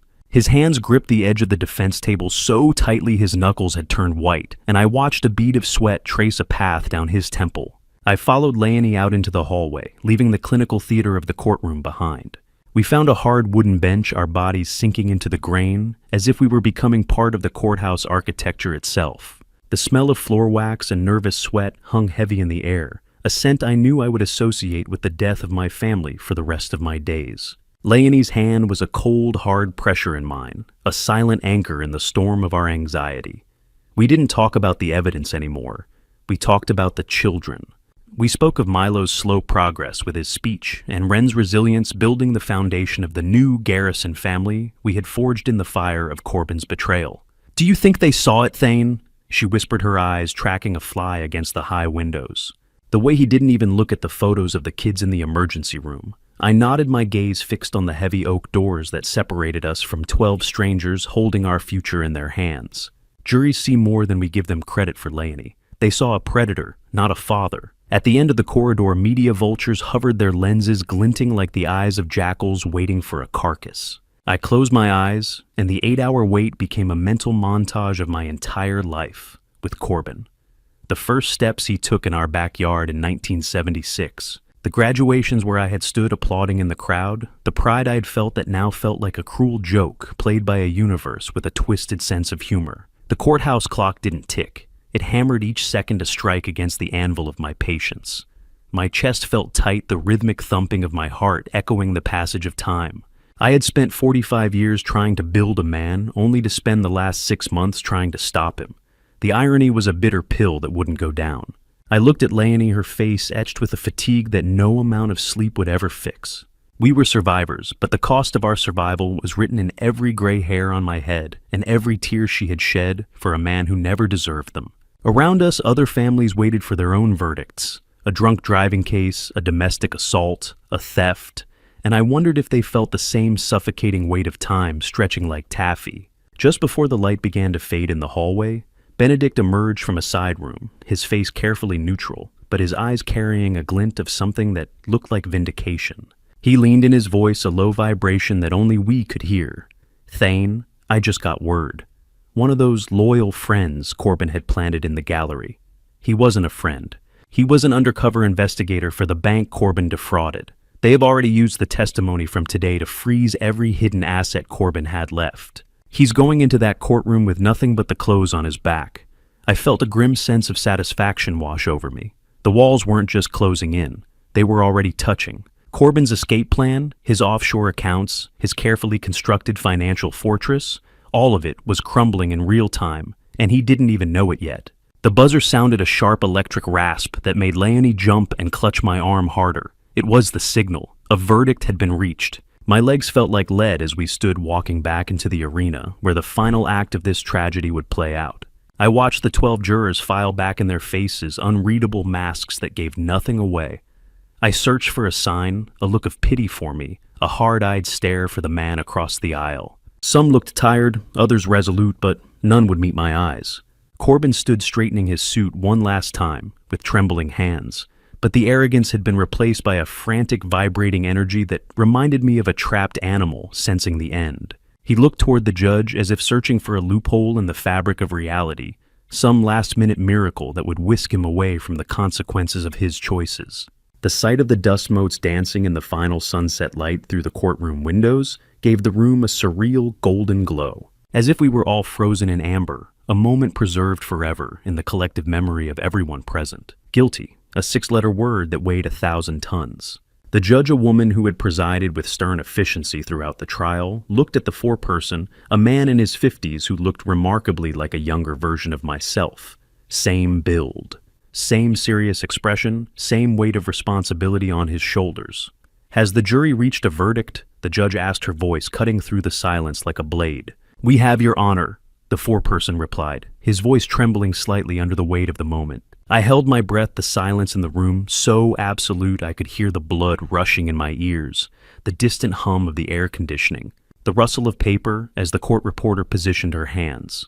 On the count of attempted murder in the first degree, we find the defendant guilty. On the count of child endangerment, guilty. On the count of insurance fraud, guilty. On the count of forgery, guilty. Each word fell like a hammer blow, and with each one, I felt a piece of the weight I'd been carrying lift from my shoulders. Leonie collapsed into my arms, a sharp broken sob escaping her as she buried her face in my shoulder. It was a mix of grief for the life she lost and a profound relief for the safety of her children. Her entire body shook with the force of emotions she'd been holding back for months. Anger, fear, loss, vindication, all pouring out in a single moment of release. I kept my eyes open watching Corbin. He didn't scream. He let out a low animalistic groan of defeat, his shoulders slumping as if the very air had been sucked out of him. His lawyer put a hand on his arm, probably offering some hollow words of comfort about appeals and second chances. But Corbin's face told the story of a man who knew the game was over. The bailiffs moved in with practiced efficiency, the sharp metallic click of the handcuffs, sounding like a period at the end of a very long, dark sentence. Corbin looked at the jury, and I saw the moment he realized his defense had failed to vet the foreperson, a man whose own mother had been a victim of a financial scam years earlier. A detail that had somehow slipped through the cracks of jury selection. The connection was a final poetic blow from a universe that had tired of his games. Is it possible to feel your soul getting lighter while your heart breaks into a million pieces? I suppose it is. I watched as they turned him toward the side door that led to the holding cells. "You're dead to me," Corbin hissed as they pulled him away, his eyes locking onto mine with a final desperate venom that should have hurt, but somehow didn't. I didn't flinch. I just watched him go, finally at peace with the man I had to become to stop him. The Garrison name no longer belonged to his greed. It belonged to our survival. I felt Leonie's grip on my arm tighten, and for the first time in months, I felt like I could take a full breath without the weight of impending doom pressing on my chest. I watched the heavy oak doors swing shut behind my son for the last time. As a free man, the sound echoing through the emptying courtroom, like the closing of a book. I didn't feel like a winner. I felt like a man who had finally cut out a cancer, knowing the surgery had saved the body, but left a scar that would never stop itching. The courtroom began to clear, families shuffling out with their own verdicts and their own burdens. The shadows stretched long across the floor as the sun dipped lower, and I knew that while this chapter was over, the long road of healing was only just beginning. Benedict approached us, his hand extended. "You did the right thing, Thane," he said simply.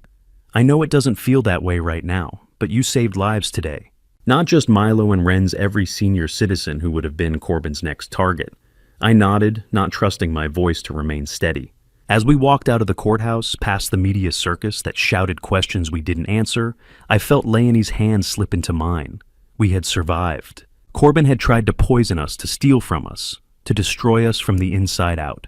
And we had survived. The evening air hit my face cool and clean after the stale atmosphere of the courthouse, and I looked up at the North Carolina sky, turning shades of purple and gold. Ren and Milo were waiting at home, with a neighbor probably anxious for news they were too young to fully understand. Tonight I would tell them that the wolf was in a cage, that the man with the lemon head was safe, that they could sleep without nightmares. Tomorrow I would begin the work of teaching them that family isn't always defined by blood, that boundaries are acts of love, and that sometimes the bravest thing you can do is tell the truth, even when it costs you everything. But tonight I would just hold them and be grateful for the breath in my lungs and the beating of my heart. The trial was over. The healing could begin. Does a father ever truly finish burying a son? Or do the shovels just get heavier with every year? The prison sentence adds to his life. The heavy oak doors had swung shut behind Corbin weeks ago. And since that day I had lived in a hollowed-out version of my own existence. The jury's verdict had provided the truth, but it hadn't provided peace. Now, the morning of the sentencing hearing had arrived, carrying with it a different kind of tension. Not the sharp panic of the trial, but a cold, heavy finality that settled into my bones as I dressed in my best suit. I felt like a man walking toward a ledge, knowing that once the judge spoke, the son I had raised would be officially replaced by a number in a database. The courtroom was darker and less crowded than it had been during the trial, the media circus having moved on to fresher blood. I sat behind the prosecution table, my hands clasped tightly in my lap, to hide the slight tremor I couldn't seem to shake. Corbin was led in the clink of his shackles, echoing against the wood paneling. He didn't look at me. He looked at the floor, his face a mask of sullen resentment. Judge Morrison, a woman whose face was as stern as the North Carolina statutes she upheld, sat beneath the state seal, her eyes showing no room for the defendant's excuses. She began to speak, her voice cutting through the clinical silence of the room. She spoke of the sacred trust between a parent and child, and how Corbin had not only broken that trust, but had weaponized it. 20 years, she said, and the dry, heavy thud of the gavel followed her words like a thunderclap. 20 years in central prison, with no possibility of parole for 13. You didn't just target a life, Mr. Garrison, you targeted the concept of family. 20 years, that's 7,300 days of silence. I watched Corbin's back, waiting for a slump of defeat, or a bowed head of remorse. Instead, I heard a sharp, audible intake of breath, not from sorrow, but from the pure narcissistic shock that his charm had finally failed to buy him a shorter leash. He twisted in his seat, his eyes finding mine for a split second, burning with a venom that made my heart ache. 13 years, I'll be 60. You're killing me anyway, Dad, he hissed as the bailiffs moved in to lead him away. I didn't answer. I couldn't. I just watched him go, feeling the scar of his betrayal itch with a phantom pain that I knew would never truly subside. As I exited the courthouse, I expected a sense of relief, but I was met with a gauntlet of judgment. A wall of cameras blocked my path, the blinding flickering lights of news teams making me squint as I navigated the steps. But it wasn't just the media. A small group of protesters stood near the curb, holding signs that read, "Family over everything," and "Betrayer of blood." I recognized a few of them, former associates of Gale and friends of Corbin, who still believed the narrative of the successful son and the confused father. Mr. Garrison, how do you sleep knowing your son is in central prison because of your recording? A young reporter shouted, shoving a microphone toward my face. I stopped, my resolve hardening into a shield of defiant isolation. I sleep knowing my grandchildren aren't eating arsenic for breakfast, I replied, my voice carrying the authority of a principal who was finished with excuses.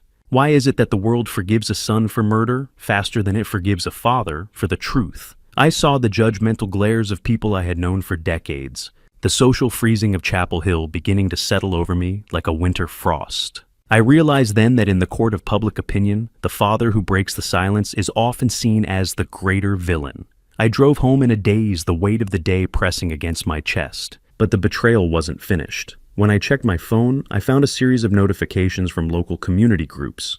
Links were being shared to a blog post, claiming that my medical records had been leaked, suggesting I was suffering from early onset dementia, and had hallucinated the entire plot. The source was anonymous, but the details pointed to one person, I realized with a sick feeling in my stomach that Gail had been the primary source feeding the fire of my public execution, even as our nephew was being processed into a cell. I arrived at my house and felt the siege mentality take hold. My mailbox was stuffed with anonymous hate mail, the envelopes thick with the bile of strangers.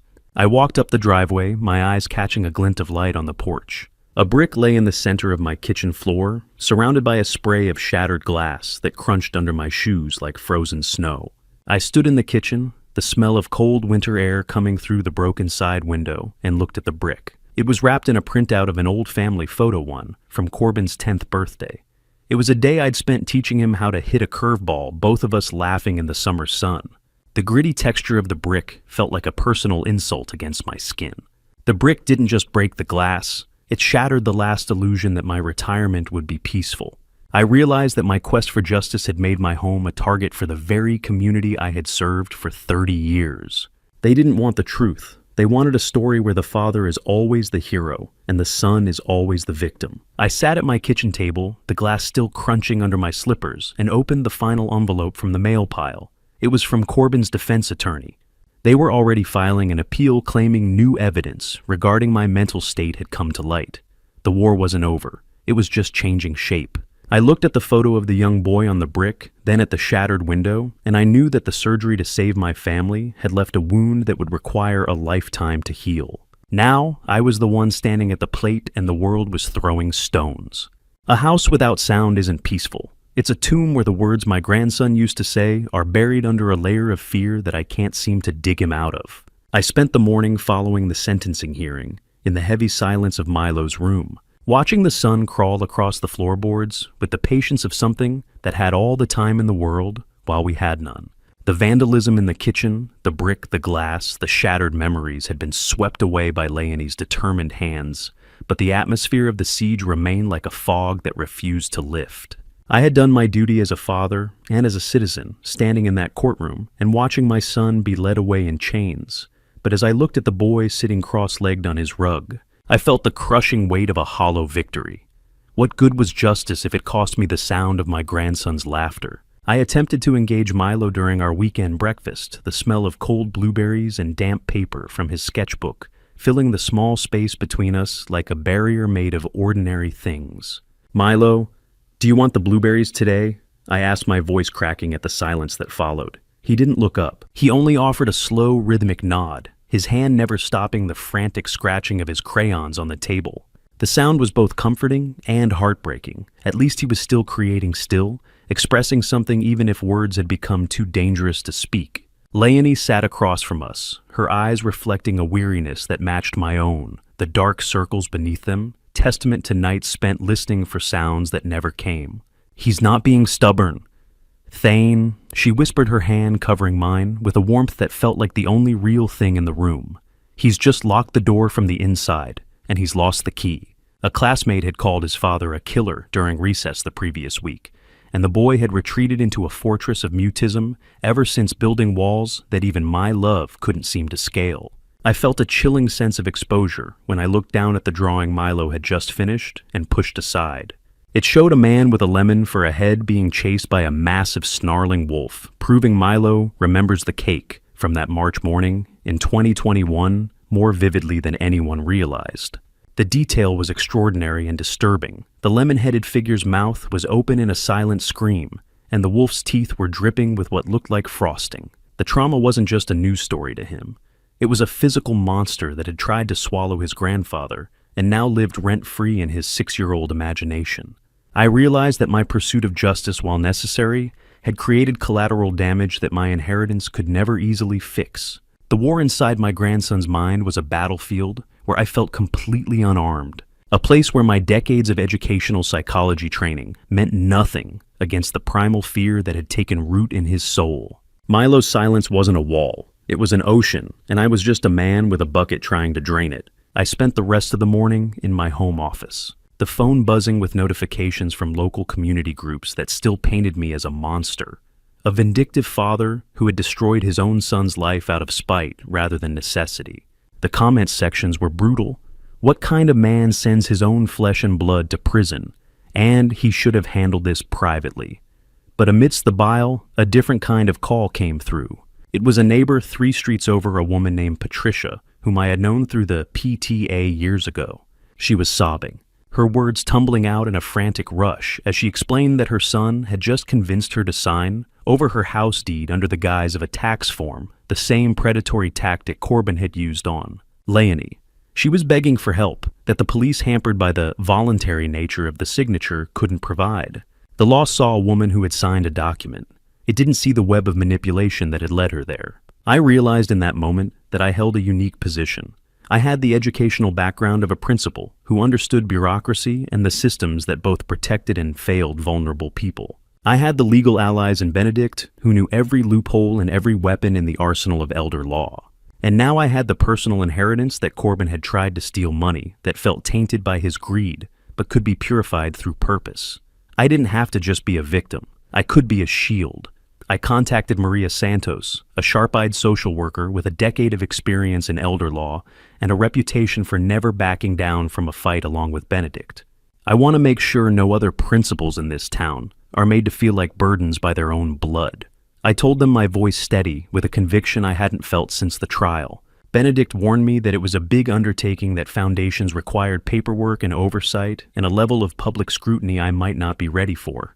But I didn't care. Spite is a powerful fuel, but love is a better engine, and I had plenty of both. By early 2022, the paperwork was ready.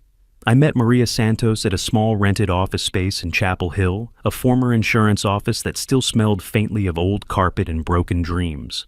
The air was stale and dust-heavy, but the bright blue glare of the Foundation's new website on Maria's laptop felt like a lighthouse cutting through fog.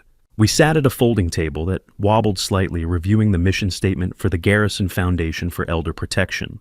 The words felt like a manifesto. To protect seniors from financial abuse by family members through education, legal intervention, and community support. I pulled out my checkbook, the cold, smooth plastic of the cover, feeling like a badge of office, a symbol of the transformation I was about to undergo. My son wanted this money to disappear into a poker game. I said, the ink of my pen biting into the paper with a satisfying scratch. I'm going to make sure it stays right here, protecting people like me and Patricia and every other senior who thought family loyalty meant never saying no. I signed the initial $200,000 endowment check from the inheritance money that had been meant for my retirement, for quiet days on the porch and trips to see grandchildren. The pen didn't shake this time. It bit into the check like a wolf claiming territory. As I handed it to Maria, the weight of the community's judgment seemed to lift, slightly replaced by the heavy grounding responsibility of my new role. Welcome to the fight, mister. Chairman Maria said, her firm handshake grounding me in the present. I was no longer just the man whose son tried to kill him. I was the architect of a system that would ensure nobody else had to face that darkness alone. Maria revealed that our first anonymous donation of $10,000 had already come in, arriving the same day we filed the incorporation papers. It was from a former business associate of Corbin's, a man who admitted in a typed note that he felt guilty for not reporting Corbin's erratic, predatory behavior months before the poisoning in March 2021. He had seen the warning signs, the desperation in Corbin's eyes at business lunches, the way he would disappear to take phone calls from unknown numbers, the gradual unraveling of his polished facade, but had convinced himself it wasn't his place to interfere. The money was a reminder that the rot had been visible to many, and I had simply been the one most blinded by love. But now that same love was being channeled into something that could save others from my mistakes. As my phone buzzed with an alert from Milo's therapist, the high-stakes reality of my life came crashing back. While I was building a fortress for the world, my own grandson was still trapped in the ruins of the first explosion. I grabbed my keys, the metal clinking with a frantic urgency that matched my heartbeat. The Foundation could wait an hour. The man with the lemon head was still being chased in Milo's mind, and I was the only one who could tell him the wolf was finally behind bars, locked away where he could never hurt us again. A child's voice is like the morning sun. You don't realize how much of your world is in freezing darkness until the first light finally breaks through the clouds. I stood outside the heavy door of Dr. Sarah Kim's office, listening to the soft, rhythmic sound of rain against the window. For months, Milo had been a ghost in his own skin, communicating only through the scratch of crayons and somber nods. But today, the alert on my phone hadn't been a warning. It had been an invitation. Dr. Kim's message simply reading, "Come now, you'll want to see this." I found Milo sitting at a small table, hunched over a hand-painted ceramic bank. It was a new one, but he had painted it to look exactly like the one Corbin had smashed, the blue glaze, the little silver stars, the defiant posture of Commander Coin. He reached out a small, trembling finger and touched the seam where the clay met, tracing the imperfect line where Dr. Kim had helped him glue the pieces back together. "Grandpa?" "I fixed it," he whispered. The sound was so small, so fragile that I almost missed it. But it was there, 2 words that carried the weight of months of silence. My legs felt weak as I sank into the chair beside him, my hand reaching out to rest gently on his shoulder. "You did, Milo," I replied, my own voice thick with overwhelming joy and tears I didn't bother to hide.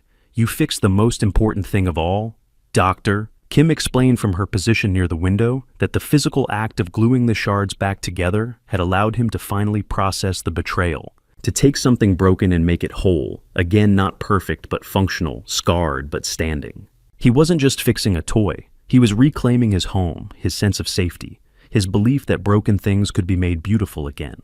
He spoke. The world didn't stop, but mine finally started spinning again. The relief was a physical weight leaving my chest, allowing me to breathe for the first time since the trial ended. I spent the next hour just listening to him, the stuttering, beautiful music of a child rediscovering his own power. He told me about the wolf in his dreams, about how it had grown smaller each week, about how now it was just a puppy that he could pet. He told me he wanted to help other kids whose families were broken like Commander Coin. And in that moment, I knew the foundation wasn't just for Patricia and the other seniors, it was for Milo too, a way to transform his trauma into purpose. By mid-2022, the Garrison Foundation for Elder Protection was no longer just incorporation papers gathering dust in Benedict's office. It was a functioning machine of justice with 3 full-time staff members, and a hotline that rang constantly. Maria Santos walked into my office one afternoon, carrying a folder that felt like a trophy when she handed it to me.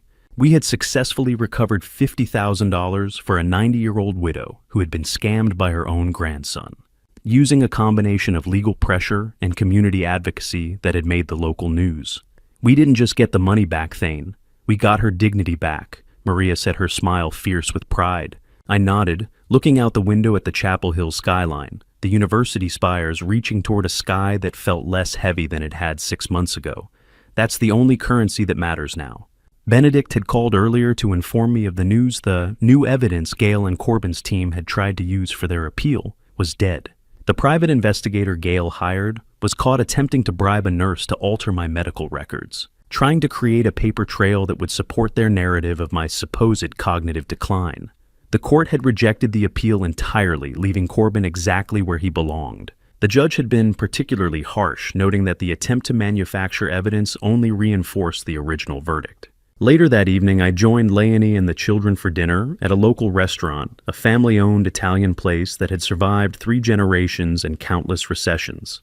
The room was filled with the warm golden glow of candlelight and happy conversations, the smell of garlic and fresh bread wrapping around us like an embrace. I watched Leonie introduce me to Tom, a man she had been seeing quietly for a few months, her cheeks flushed with a happiness I hadn't seen since before that March morning.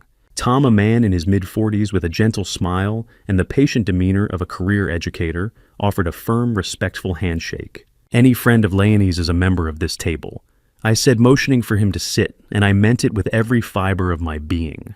The restaurant wasn't just serving dinner. It was serving a fresh start, and for the first time in over a year, I had an appetite for something other than justice. I watched Ren and Milo laughing at something. Tom said a terrible dad joke about pasta that shouldn't have been funny, but somehow was the Garrison name now belonging to the survivors, not the perpetrator. As the night progressed, Tom revealed a detail that made me smile. He was a former educator who had once worked under me when I was a young principal 20 years ago. He spoke of how my emphasis on integrity and standing up for vulnerable students had shaped his own career, how he had carried those lessons into his own classroom and tried to build the same culture of accountability and care. The kindness I had sown decades ago was now coming back to support my family's future in ways I could never have imagined. I raised my glass to Tom and Leonie, the warmth of the room acting as a balm for my scarred heart. We were no longer a family in hiding, we were a family in bloom, growing toward light that had seemed impossible just months before. But as we laughed, I felt a sudden familiar chill, like a shadow passing over the sun. I thought of the white envelope I had seen on my mahogany desk that morning, a letter with a Department of Corrections stamp and Corbin's inmate number in the corner. My son had finally reached out from the state penitentiary after months of silence. I looked at the happy faces around the table and made a silent vow. I would read the letter, but I wouldn't let the shadow it carried darken the light we had finally found. Whatever Corbin had to say, it would not steal this moment from us. Not this time. Not ever again. Time is a strange architect. It can turn the jagged ruins of a betrayal into a cathedral of purpose, but it can never quite mask the scent of the smoke that started it all. I sat in my study the late afternoon sun spilling across the mahogany desk and looked at the white envelope with a Department of Corrections stamp. It was the third letter I had received from Corbin in 4 years, but the first one I hadn't immediately considered burning. After nearly half a decade of rebuilding my life from the ashes he left behind, I finally felt insulated enough to handle the heat. 4 years had passed since the courtroom doors swung shut in September 2021, and the Garrison name had undergone a transformation I never thought possible. The Garrison Foundation for Elder Protection had recovered over $2 million for victims of financial abuse and helped enact Thane's Law in North Carolina, a legislative shield that now protected thousands of seniors from the kind of predatory greed my son had mastered. Ren was thriving in high school, already talking about pursuing law to perhaps one day carry the sword I had forged, and Milo, now a resilient 11-year-old, had become an advocate for trauma recovery in his school community. He still kept that blue glued-together piggy bank on his shelf, a trophy of a childhood that had been broken but meticulously repaired. Have you ever looked at a calendar and realized that 4 years is both an eternity and a heartbeat? We weren't just survivors anymore, we were the infrastructure of safety. 2 years earlier, we faced a retaliatory fraud complaint from Brian Thompson, the son of a man we helped convict. It was a 3-month legal nightmare designed to see us blink. Benedict and Maria stood by me as we navigated the audit, which led to complete exoneration and a surge in public support. The community that once threw a brick through my window in late 2021 now sends anonymous donations to keep our doors open. The foundation had become more than a legal entity. It was a living testament to the power of choosing purpose over bitterness. I finally picked up the letter. The rough institutional texture of the prison stationery felt alien against my skin.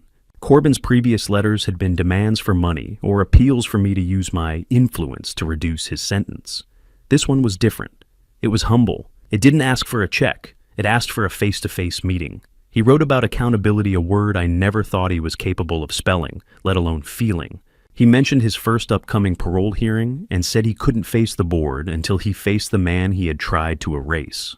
The letter included a small hand-drawn sketch of a lemon tree, a callback to the cake from the March morning in 2021, but with a note underneath that read, "I'm learning to plant instead of pick." Those words hit me harder than any apology could have. They suggested not just remorse, but transformation. I spent 6 weeks in deliberation. I consulted Dr. Sarah Kim, who had become more than just Milo's therapist. She had become a steady voice of wisdom for our entire family. I held a quiet counsel with Leonie, who listened with the patience of someone who had walked through her own fire and emerged stronger. Tom, who had become a steady, gentle pillar in our family, simply told me that I wasn't going there for Corbin. "You aren't going there for him," Thane Leonie said, her sharp blue eyes seeing through to my core. "You're going there to see if you can finally let go of the man you were in 2021. She was right. My healing required one final confrontation with the man in the orange jumpsuit. I needed to see the wolf in the cage to realize that I was no longer the prey. I needed to close the chapter not with rage, but with clarity. I picked up the phone and dialed the number for Central Prison in Raleigh. "This is Thane Garrison." I said the name, sounding solid and untarnished in the stillness of the room. "I'd like to schedule a visitation for late October 2025. The sharp click of the pen on the other end echoed like a period at the end of a long, painful sentence. The appointment was set. There was no turning back now. The steel door slammed behind me with a finality that echoed through the last 4 years of my life. I stood in the intake area of Central Prison, the smell of industrial disinfectant and stale anxiety coating the back of my throat. It was a cold, biting October afternoon in 2025. I had spent nearly half a decade avoiding this place, convincing myself that justice was enough. But as I followed the guard down the narrow, fluorescent-lit corridor toward the visitation room, I realized that justice is a legal term, while closure is a spiritual one. The metallic clang of doors locking behind me at each checkpoint reminded me that I was walking voluntarily into a space my son could never leave. I entered the visitation room and found Corbin waiting on the other side of the reinforced glass partition. The man sitting there was a stranger, gray-haired, thin, and stripped of the tailored arrogance that once defined him. The expensive watch was gone, replaced by the plain institutional uniform that erased all traces of the hedge fund manager he had pretended to be. For 90 minutes, we talked not as predator and prey, but as two men examining the wreckage of a shared history. Corbin didn't lead with excuses.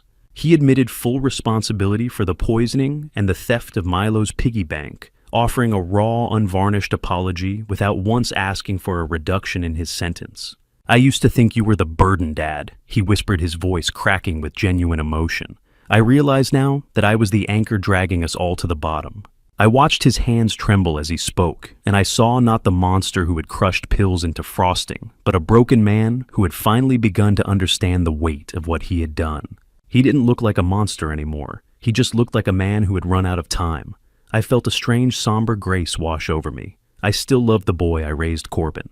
"But I finally loved myself enough to keep the man you became far away from my heart," I told him. The glass between us felt symbolic, a necessary boundary that allowed connection without harm. During our conversation, he revealed something I never expected. He confessed that he had actually drafted a letter to the police the night before the cake delivery in March 2021, admitting to the financial fraud and the gambling debts. But his addiction and the fear of the loan sharks had won out, and he had burned the confession in my own fireplace while I slept upstairs. He had a conscience, however, buried it was under the greed. Knowing that he had almost chosen the light didn't change the past, but it allowed me to forgive the memory of the son I thought I knew. It gave me permission to grieve the boy he could have been while accepting the man he had become. Is it possible to forgive someone without letting them back into your life? I think it's the only way to survive. When the guards signaled the end of our time, I didn't feel the weight of the prison walls. I felt the lightness of a man who had finally put down a heavy shovel. We didn't hug. The glass partition made that impossible, but we shared a brief, firm acknowledgement, his hand pressed against the glass mine, mirroring it on my side. It was a recognition of a shared life that was now officially over. I walked out of that prison into the crisp evening air, the sunset painting the North Carolina hills in shades of bruised purple and gold. The autumn wind carried the scent of burning leaves, and for the first time in years, I breathed it in without feeling the phantom smell of that poison lemon cake. I returned to my home in Chapel Hill to find the driveway full of cars. Leonie, Tom, Ren, and Milo were all there waiting with a quiet celebratory dinner. The house was full of the smell of roast chicken and the sound of Ren's laughter as she recounted a story from her debate team practice. I saw Milo sitting at the kitchen table, proudly showing Tom his new unbroken piggy bank, not the glued-together memorial, but a fresh one he had bought with his own allowance. It was a simple ceramic pig, but it was whole. How was he? Grandpa Milo asked, his voice steady and clear, no trace of the mutism that had once imprisoned him.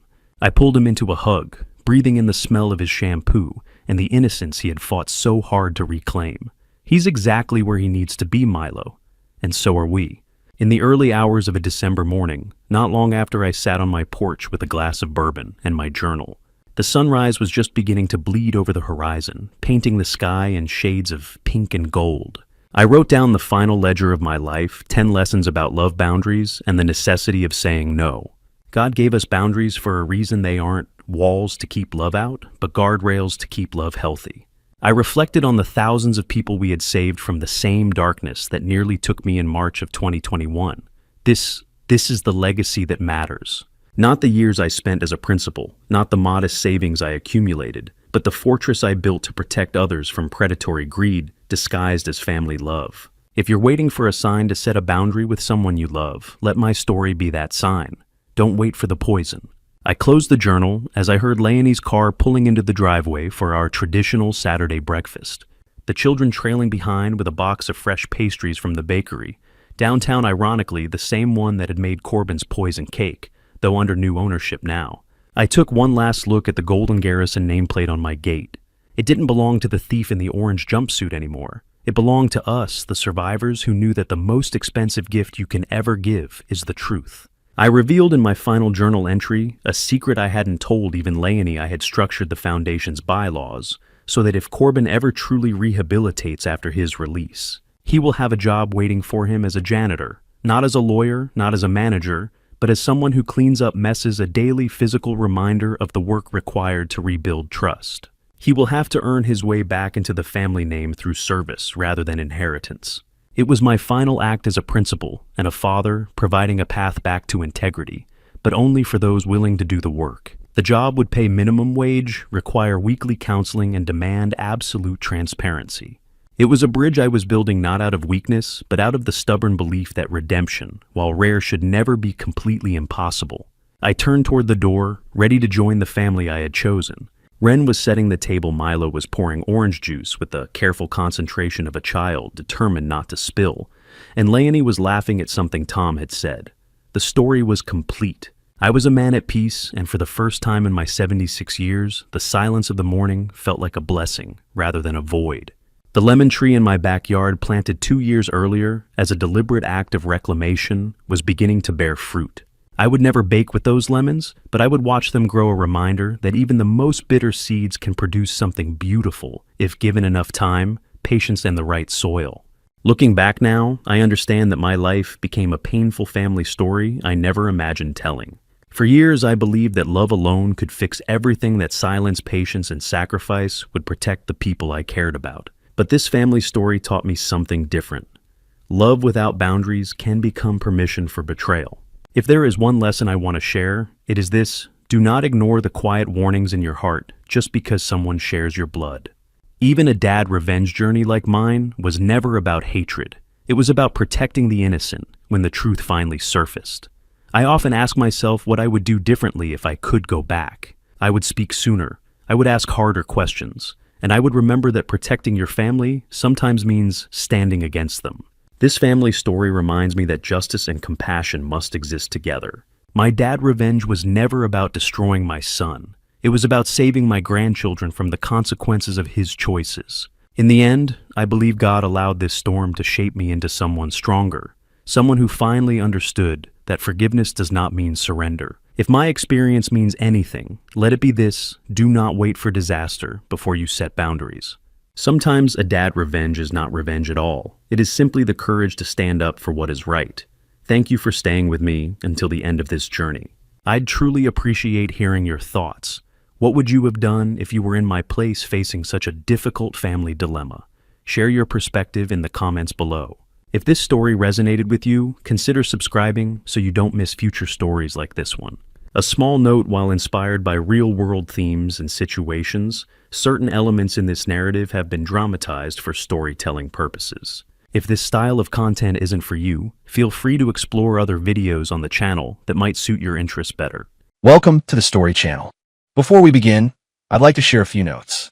The content in this video uses AI-generated images and voice narration, combined with the channel's creative editing. Everything is intended solely for entertainment purposes and does not depict or reflect any real events or real people. Hope you enjoy the story and have a great time watching.